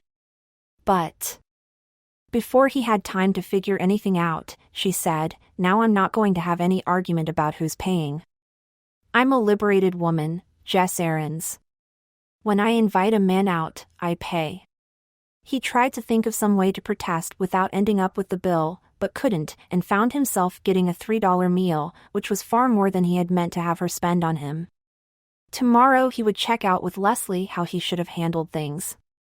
After lunch, they trotted through the drizzle to the Smithsonian to see the dinosaurs and the Indians. There they came upon a display case holding a miniature scene of Indians disguised in buffalo skins scaring a herd of buffalo into stampeding over a cliff to their death, with more Indians waiting below to butcher and skin them. It was a 3-dimensional nightmare version of some of his own drawings. He felt a frightening sense of kinship with it. Fascinating, isn't it? Miss Edmonds said, her hair brushing his cheek as she leaned over to look at it. He touched his cheek. Yes'm. To himself he said, "I don't think I like it," but he could hardly pull himself away. When they came out of the building, it was into brilliant spring sunshine. Jess blinked his eyes against the glare and the glisten. "Wow," Miss Edmonds said. "A miracle. Behold the sun." I was beginning to think she had gone into a cave and vowed never to return, like the Japanese myth. He felt good again. All the way home in the sunshine, Miss Edmonds told funny stories about going to college one year in Japan, where all the boys had been shorter than she, and she hadn't known how to use the toilets. He relaxed. He had so much to tell Leslie and ask her. It didn't matter how angry his mother was. She'd get over it. And it was worth it. This one perfect day of his life was worth anything he had to pay. "One dip in the road before the old Perkins place," he said. "Just let me out at the road, Miss Edmonds. Don't try to turn in. You might get stuck in the mud." "Okay, Jess," she said. She pulled over at his road. "Thank you for a beautiful day." The western sun danced on the windshield, dazzling his eyes. He turned and looked Miss Edmonds full in the face. "No, ma'am." His voice sounded squeaky and strange. "Well, he cleared his throat. "No, ma'am, thank you."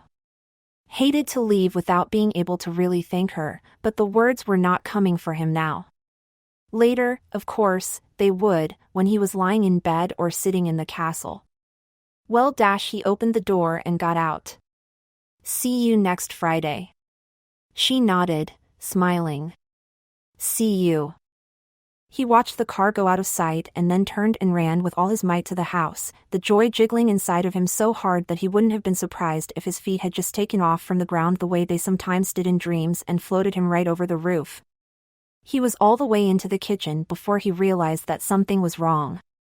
His dad's pickup had been outside the door, but he hadn't taken it in until he came into the room and found them all sitting there, his parents and the little girls at the kitchen table and Ellie and Brenda on the couch. Not eating. There was no food on the table. Not watching TV. It wasn't even turned on. He stood unmoving for a second while they stared at him. Suddenly his mother let out a great shuddering sob. Oh my God. Oh my God. She said it over and over, her head down on her arms. His father moved to put his arm around her awkwardly, but he didn't take his eyes off Jess. I told you he'd just gone off somewhere, Maybelle said quietly and stubbornly as though she had repeated it often and no one had believed her. He squinted his eyes as though trying to peer down a dark drain pipe. He didn't even know what question to ask them. What dash, he tried to begin. Brenda's pouting voice broke in, your girlfriend's dead, and Mama thought you was dead, too. 11. No.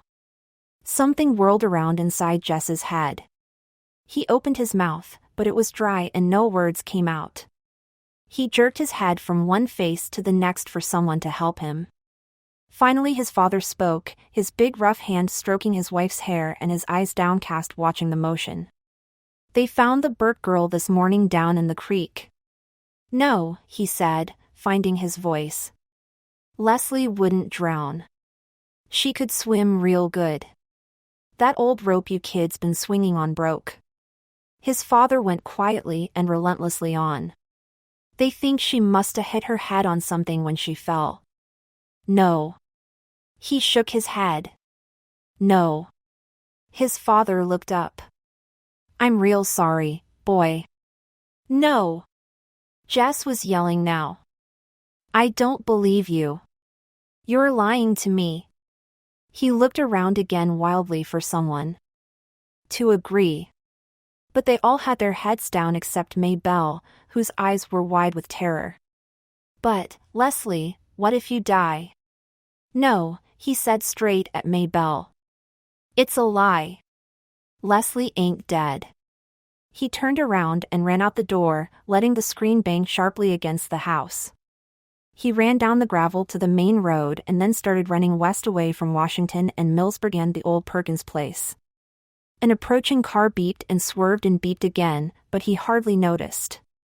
Leslie dead girlfriend rope broke fell you. The words exploded in his head like corn against the sides of the popper. God dead you, Leslie.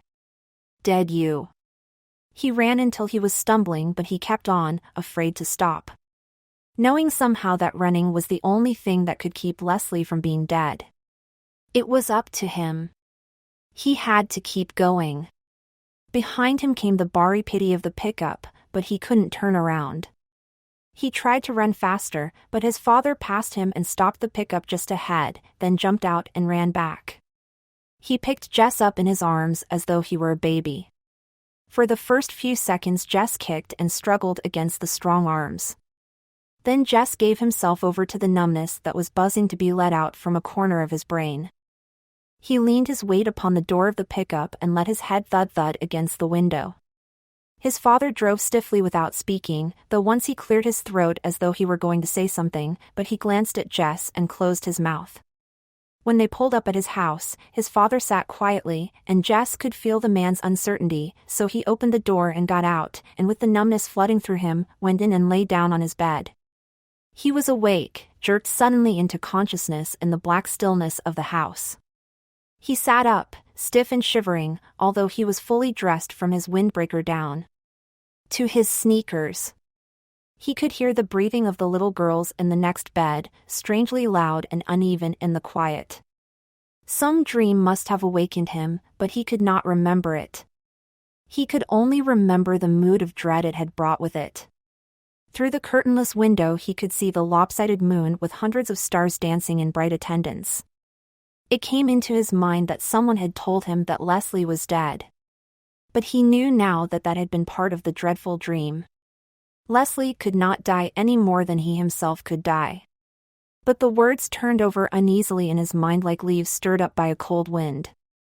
If he got up now and went down to the old Perkins place and knocked on the door, Leslie would come to open it, P.T., jumping at her heels like a star around the moon. It was a beautiful night. Perhaps they could run over the hill and across the fields to the stream and swing themselves into Terabithia. They had never been there in the dark. But there was enough moon for them to find their way into the castle, and he could tell her about his day in Washington. And apologize. It had been so dumb of him not to ask if Leslie could go, too. He and Leslie and Miss Edmonds could have had a wonderful day, different, of course, from the day he and Miss Edmonds had had, but still good, still perfect. Miss Edmonds and Leslie liked each other a lot. It would have been fun to have Leslie along. "I'm really sorry, Leslie." He took off his jacket and sneakers and crawled under the covers. "I was dumb not to think of asking." "Es okay," Leslie would say. "I've been to Washington thousands of times. Did you ever see the buffalo hunt?" Somehow it was the one thing in all Washington that Leslie had never seen, and so he could tell her about it, describing the tiny beasts hurtling to destruction. His stomach felt suddenly cold. It had something to do with the buffalo, with falling, with death. With the reason he had not remembered to ask if Leslie could go with them to Washington today. "You know something weird?" "What?" Leslie asked. "I was scared to come to Terabithia this morning." The coldness threatened to spread up from his stomach. He turned over and lay on it. Perhaps it would be better not to think about Leslie right now. He would go to see her the first thing in the morning and explain everything. He could explain it better in the daytime when he had shaken off the effects of his unremembered nightmare. He put his mind to remembering the day in Washington, working on details of pictures and statues, dredging up the sound of Miss Edmonds' voice, recalling his own exact words and her exact answers. Occasionally into the corner of his mind's vision would come a sensation of falling, but he pushed it away with the view of another picture or the sound of another conversation. Tomorrow he must share it all with Leslie. The next thing he was aware of was the sun streaming through the window. The little girl's bed was only rumpled covers, and there was movement and quiet talking from the kitchen. Lord! Poor Miss Bessie. He'd forgotten all about her last night, and now it must be late. He felt for his sneakers and shoved his feet over the heels without tying the laces. His mother looked up quickly from the stove at the sound of him. Her face was set for a question, but she just nodded her head at him. The coldness began to come back. "I forgot Miss Bessie.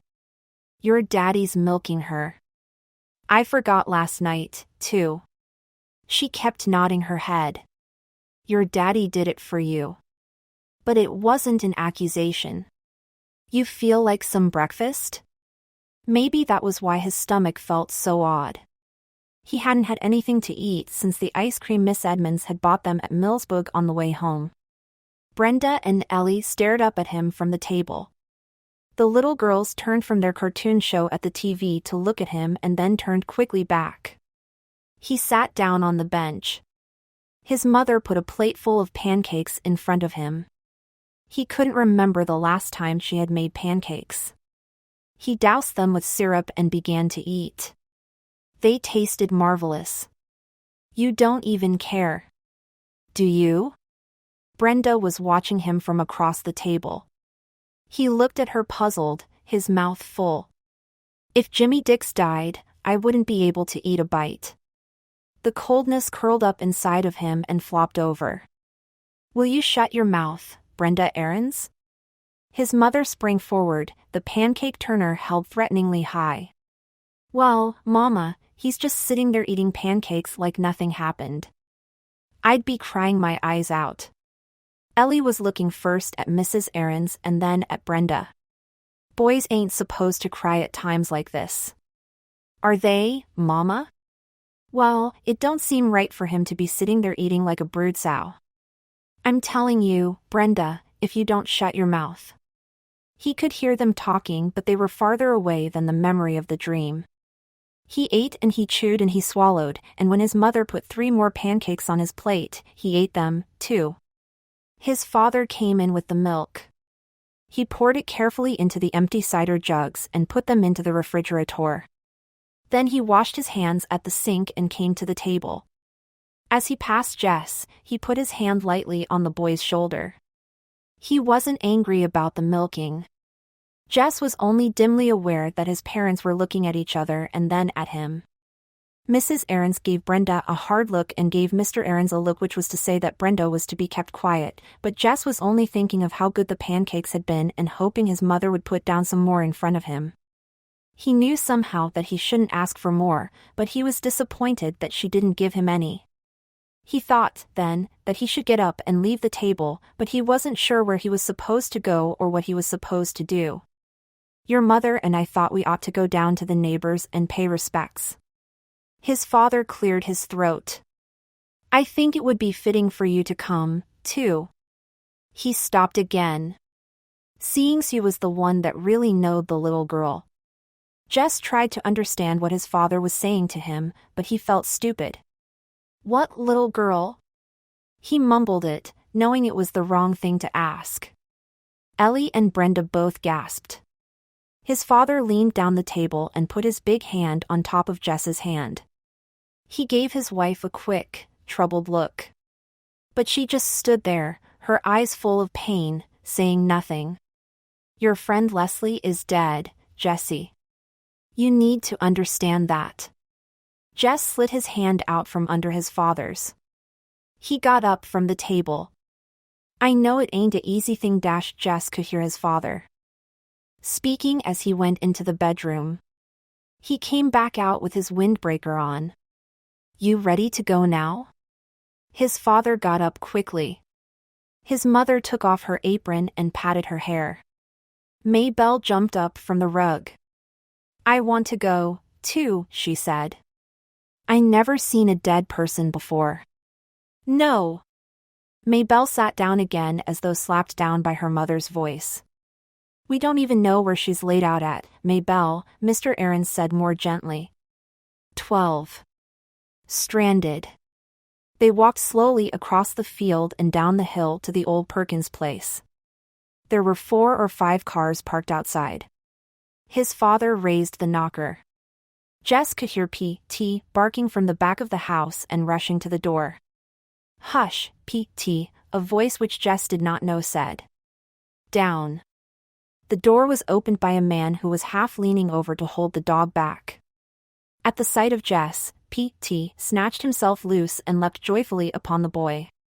Jess picked him up and rubbed the back of the dog's neck as he used to when P.T. was a tiny puppy. I see he knows you, the strange man said with a funny half-smile on his face. Come in, won't you? He stood back for the 3 of them to enter. They went into the golden room, and it was just the same, except more beautiful because the sun was pouring through the south windows. 4 or 5 people Jess had never seen before were sitting about, whispering some, but mostly not talking at all. There was no place to sit down, but the strange man was bringing chairs from the dining room. The 3 of them sat down stiffly and waited, not knowing what to wait for. An older woman got up slowly from the couch and came over to Jess's mother. Her eyes were red under her perfectly white hair. I'm Leslie's grandmother, she said, putting out her hand. His mother took it awkwardly. Ms. Aarons, she said in a low voice. From up the hill. Leslie's grandmother shook his mother's and then his father's hands. Thank you for coming, she said. Then she turned to Jess. You must be Jess, she said. Jess nodded. Leslie her eyes filled with tears. Leslie told me up about you. For a minute Jess thought she was going to say something else. He didn't want to look at her, so he gave himself over to rubbing P.T., who was hanging across his lap. I'm sorry, her voice broke. I can't bear it. The man who had opened the door came up and put his arm around her. As he was leading her out of the room, Jess could hear her crying. He was glad she was gone. There was something weird about a woman like that crying. It was as if the lady who talked about Polly Dent on TV had suddenly burst into tears. It didn't fit. He looked around at the room full of red-eyed adults. Look at me, he wanted to say to them. I'm not crying. A part of him stepped back and examined this thought. He was the only person his age he knew whose best friend had died. It made him important. The kids at school Monday would probably whisper around him and treat him with respect the way they'd all treated Billy Joe Weems last year after his father had been killed in a car crash. He wouldn't have to talk to anybody if he didn't want to, and all the teachers would be especially nice to him. Mama would even make the girls be nice to him. He had a sudden desire to see Leslie laid out. He wondered if she were back in the library or in Millsburg at one of the funeral parlors. Would they bury her in blue jeans? Or maybe that blue jumper and the flowery blouse she'd worn Easter. That would be nice. People might snicker at the blue jeans, and he didn't want anyone to snicker at Leslie when she was dead. Bill came into the room. P.T. slid off Jess's lap and went to him. The man leaned down and rubbed the dog's back. Jess stood up. Jess. Bill came over to him and put his arms around him as though he had been Leslie instead of himself. Bill held him close, so that a button on his sweater was pressing painfully into Jess's forehead, but as uncomfortable as he was, Jess didn't move. He could feel Bill's body shaking, and he was afraid that if he looked up he would see Bill crying, too. He didn't want to see Bill crying. He wanted to get out of this house. It was smothering him. Why wasn't Leslie here to help him out of this? Why didn't she come running in and make everyone laugh again? You think it's so great to die and make everyone cry and carry on. Well, it ain't. She loved you, you know. He could tell from Bill's voice that he was crying. She told me once that if it weren't for you. His voice broke completely. Thank you, he said a moment later. Thank you for being such a wonderful friend to her. Bill didn't sound like himself. He sounded like someone in an old mushy movie. The kind of person Leslie and Jess would laugh at and imitate later. Boo-hoo, you were such a wonderful friend to her. He couldn't help moving back, just enough to get his forehead off the stupid button. To his relief, Bill let go. He heard his father ask Bill quietly over his head about the service. And Bill answering quietly almost in his regular voice that they had decided to have the body cremated and were going to take the ashes to his family home in Pennsylvania tomorrow. Cremated. Something clicked inside Jess's head. That meant Leslie was gone. Turned to ashes. He would never see her again. Not even dead. Never. How could they dare? Leslie belonged to him. More to him than anyone in the world. No one had even asked him. No one had even told him. And now he was never going to see her again, and all they could do was cry. Not for Leslie. They weren't crying for Leslie. They were crying for themselves. Just themselves. If they cared at all for Leslie, they would have never brought her to this rotten place he had to hold tightly to his hands for fear he might sock Bill in the face. He, Jess, was the only one who really cared for Leslie. But Leslie had failed him. She went and died just when he needed her the most. She went and left him. She went swinging on that rope just to show him that she was no coward.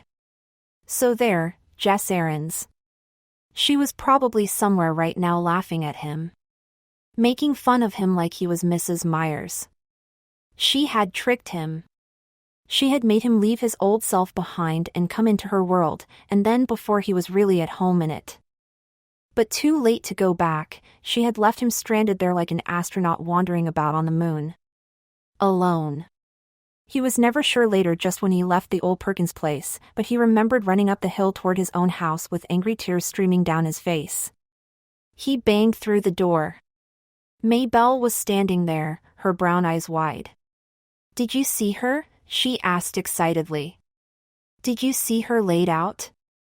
He hit her. In the face. As hard as he had ever hit anything in his life. She stumbled backward from him with a little yelp. He went into the bedroom and felt under the mattress until he retrieved all his paper and the paints that Leslie had given him at Christmas time. Ellie was standing in the bedroom door fussing at him. He pushed past her. From the couch Brenda, too, was complaining, but the only sound that really entered his head was that of Maybelle whimpering. He ran out the kitchen door and down the field all the way to the stream without looking back. The stream was a little lower than it had been when he had seen it last. Above from the crabapple tree the frayed end of the rope swung gently. I am now the fastest runner in the 5th grade. He screamed something without words and flung the paints into the dirty brown water. The paints papers floated on top, riding the current like a boat, but the papers swirled about, soaking in the muddy water, being sucked down, around, and down. He watched them all disappear. Gradually his breath quieted, and his heart slowed from its wild. The ground was still muddy from the rains, but he sat down anyway. There was nowhere to go. Nowhere. Ever again. He put his head down on his knee. Pace. That was a damn fool thing to do. His father sat down on the dirt beside him. I don't care. I don't care. He was crying now, crying so hard he could barely breathe. His father pulled Jess over on his lap as though he were Joyce and there. There, he said, patting his head. Shoo, shoo. I hate her, Jess said through his sobs. I hate her. I wish I'd never seen her in my whole life. His father stroked his hair without speaking. Jess grew quiet. They both watched the water. Finally his father said, Hell, ain't it? It was the kind of thing Jess could hear his father saying to another man. He found it strangely comforting, and it made him bold. Do you believe people go to hell, really go to hell, I mean? You ain't worrying about Leslie Burke? It did seem peculiar, but still well, Maybelle said. Maybelle? Maybelle ain't God. Yeah, but how do you know what God does? Lord, boy, don't be a fool. God ain't gonna send any little girls to hell. He had never in his life thought of Leslie Burke as a little girl, but still God was sure to. She wouldn't have been 11 until November. They got up and began to walk up the hill. I didn't mean that about hating her, he said. I don't know what made me say that. His father nodded to show he understood. Everyone, even Brenda, was gentle to him. Everyone except Maybelle, who hung back as though afraid to have anything to do with him. He wanted to tell her he was sorry, but he couldn't. He was too tired. He couldn't just say the words. He had to make it up to her, and he was too tired to figure out how. That afternoon Bill came up to the house. They were about to leave for Pennsylvania, and he wondered if Jess would take care of the dog until they got back. Sure. He was glad Bill wanted him to help.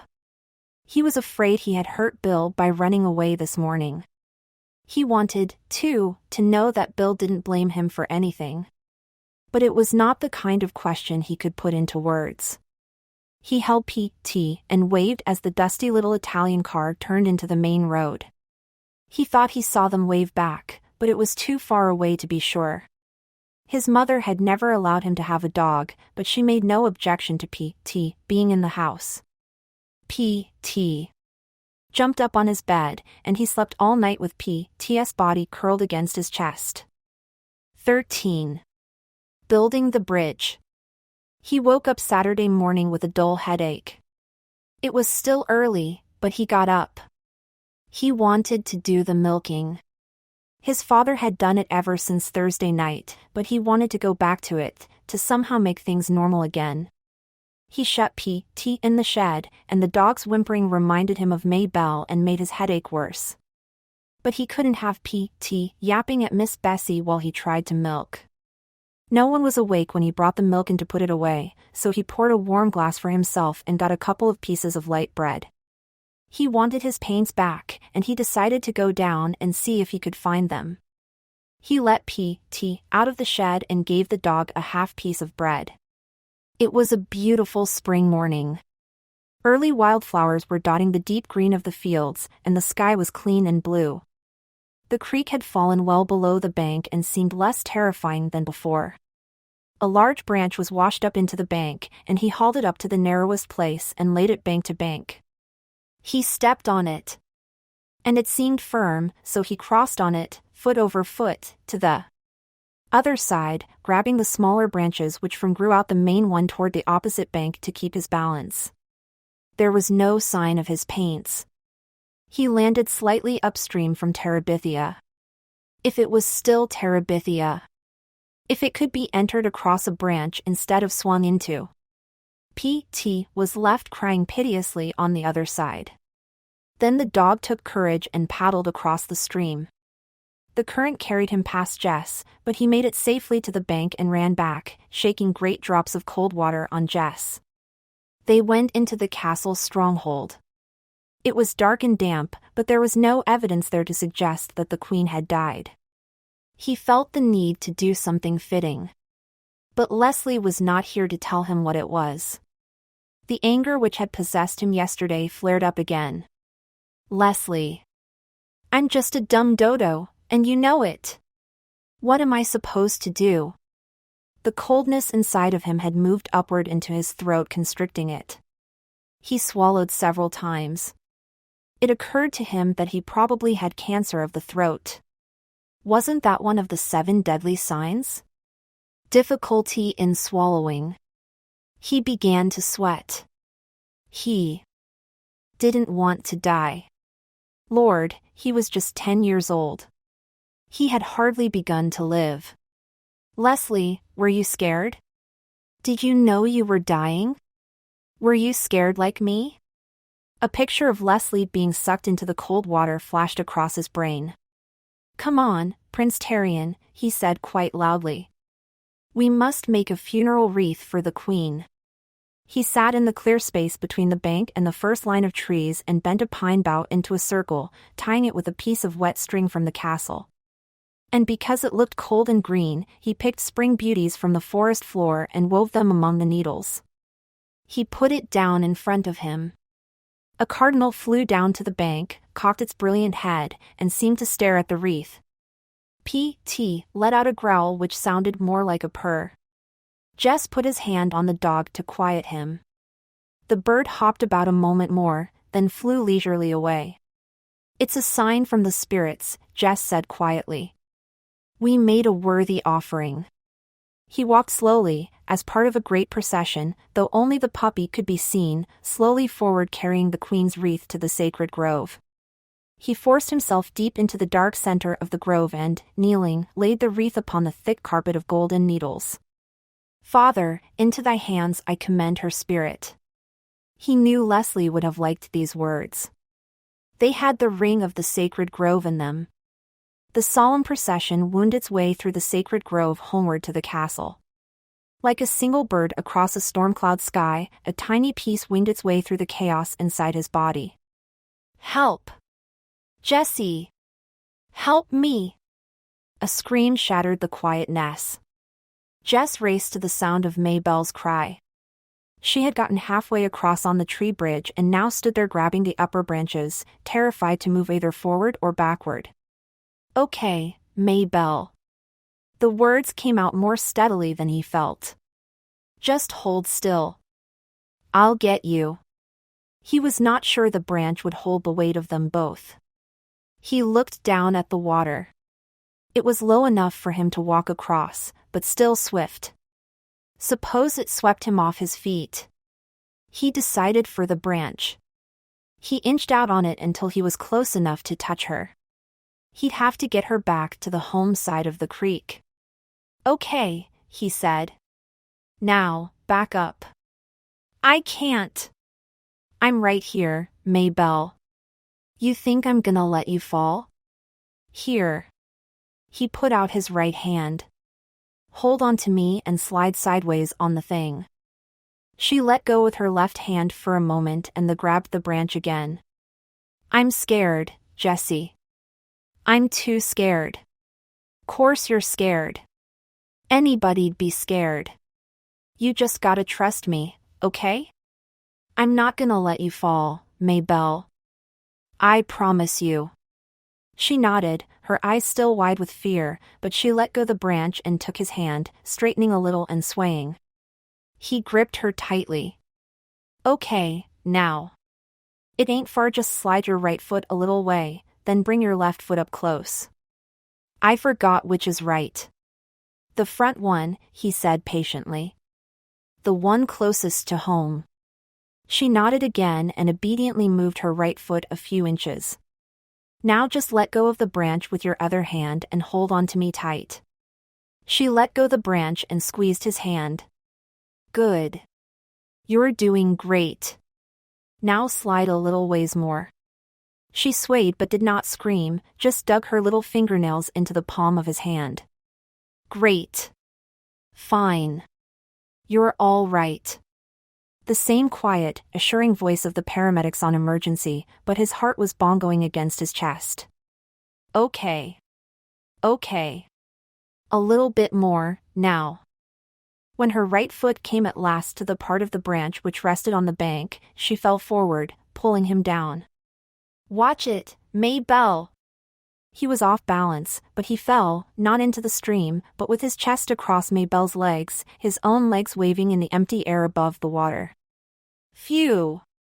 He was laughing with relief. What ya trying to do, girl, kill me? She shook her head a solemn no. I know I swore on the Bible not to follow you, but I woke up this morning and you was gone. I had to do some things. She was scraping at the mud on her bare legs. I just wanted to find you, so you wouldn't be so lonesome. She hung her head. But I got too scared. He pulled himself around until he was sitting beside her. They watched P.T. swimming across, the current carrying him too swiftly, but he not seeming to mind. He climbed out well below the crabapple and came running back to where they sat. Everybody gets scared sometimes, Maybelle. You don't have to be ashamed. He saw a flash of Leslie's eyes as she was going into the girls' room to see Janice Avery. Everybody gets scared. P.T. ain't scared, and he even saw Leslie. It ain't the same for dogs. It's like the smarter you are, the more things can scare you. She looked at him in disbelief. But you weren't scared. Lord, Maybelle, I was shaking like jello. You're just saying that. He laughed.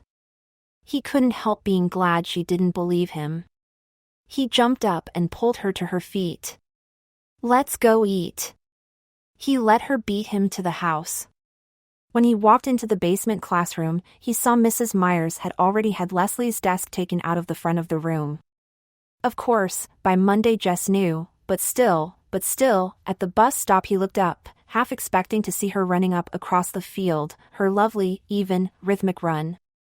Maybe she was already at school. Bill had dropped her off, as he did some days when she was late for the bus, but then when Jess came into the room, her desk was no longer there.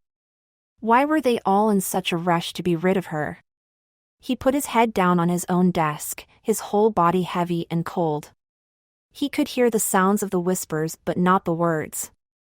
Not that he wanted to hear the words. He was suddenly ashamed that he thought he might be regarded with respect by the other kids. Trying to profit for himself from Leslie's death.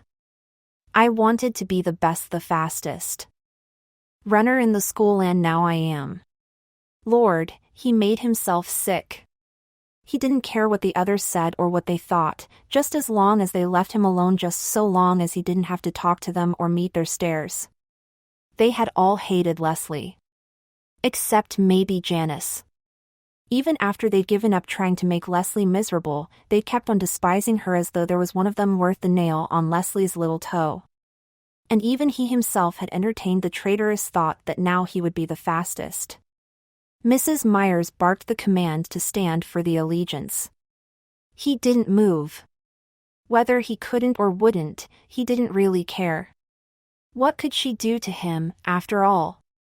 Jessie Aarons. Will you step out into the hall? Please. He raised his leaden body and stumbled out of the room. He thought he heard Gary Fulcher giggle, but he couldn't be sure. He leaned against the wall and waited for Monster Mouth Myers to finish singing "Oh Say Can You See?" and join him.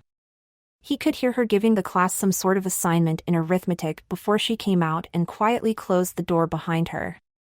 Okay. Shoot. I don't care. She came over so close to him that he could smell her dime store powder. Jessie. Her voice was softer than he had ever heard it, but he didn't answer. Let her yell. He was used to that. Jessie, she repeated. I just want to give you my sincere sympathy. The words were like a Hallmark card, but the tone was new to him. He looked up into her face, despite himself. Behind her turned-up glasses, Mrs. Myers' narrow eyes were full of tears. For a minute he thought he might cry himself. He and Mrs. Myers standing in the basement hallway, crying over Leslie Burke. It was so weird he almost laughed instead. When my husband died, Jess could hardly imagine Mrs. Myers ever having had a husband. People kept telling me not to cry, kept trying to make me forget. Mrs. Myers' loving, mourning. How could you picture it? But I didn't want to forget. She took her handkerchief from her sleeve and blew her nose. Excuse me, she said. This morning when I came in, someone had already taken out her desk. She stopped and blew her nose again. I never had such a student. In all my years of teach ing. I shall always be grateful. He wanted to comfort her. He wanted to unsay all the things he had said about her, even unsay the things Leslie had said. Lord, don't let her ever find out. So I realize. If it's hard for me, how much harder it must be for you. Let's try to help each other, shall we? Yes'm. He couldn't think of anything else to say. Maybe someday when he was grown, he would write her a letter and tell her that Leslie Burke had thought she was a great teacher or something. Leslie wouldn't mind. Sometimes, like the Barbie doll, you need to give people something that's for them, not just something that makes you feel good giving it. Because Mrs. Myers had helped him already by understanding that he would never forget Leslie. He thought about it all day, how before Leslie came, he had been a stupid, weird little kid who drew funny pictures and chased around a cow field trying to act big, trying to hide a whole mob of foolish little fears running riot inside his gut.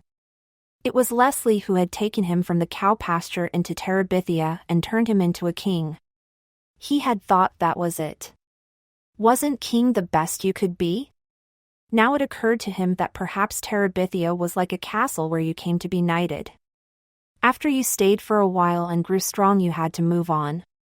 For hadn't Leslie, even in Terabithia, tried to push back the walls of his mind and make him see beyond to the shining world, huge and terrible and beautiful and very fragile? Handle with care everything, even the predators. Now it was time for him to move out. She wasn't there, so he must go for both of them. It was up to him to pay back to the world in beauty and caring what Leslie had loaned him in vision and strength. As for the terrors ahead, for he did not fool himself that they were all behind him. Well, you just have to stand up to your fear and not let it squeeze you white. Right. Leslie? Right. Bill and Judy came back from Pennsylvania on Wednesday with a U-Haul truck. No one ever stayed long in the old Perkins place. We came to the country for her sake. Now that she's gone. They gave Jessie all of Leslie's books and her paint set with 3 pads of real watercolor paper.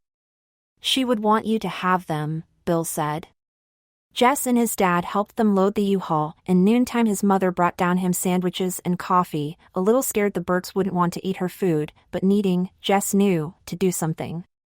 At last the truck was filled, and the Aaronses and the Burkes stood around awkwardly, no one knowing how to say goodbye. Well, Bill said. If there's anything we've left that you want, please help yourself. Could I have some of the lumber on the back porch? Jess asked. Yes, of course. Anything you see. Bill hesitated, then continued. I meant to give you tea, he said. But he looked at Jess and his eyes were those of a pleading little boy. But I can't seem to give him up. It's okay. Leslie would want you to keep him. The next day after school, Jess went down and got the lumber he needed, carrying it a couple of boards at a time to the creek bank. He put the 2 longest pieces across at the narrow place upstream from the crabapple tree, and when he was sure they were as firm and even as he could make them, he began to nail on the crosspieces. Whatcha doing, Jess? Maybelle had followed him down again as he had guessed she might. It's a secret, Maybelle. Tell me. When I finish, okay? I swear on the Bible I won't tell nobody. Not Billie Jean, not Joyce, and not Mama. She was jerking her head back and forth in solemn emphasis.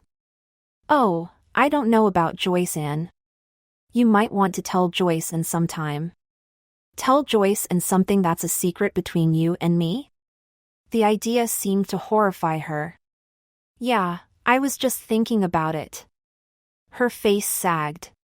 Joyce and ain't nothing but a baby. Well, she wouldn't likely be a queen first off. You'd have to train her and stuff. Queen? Who gets to be queen? I'll explain it when I finish, okay?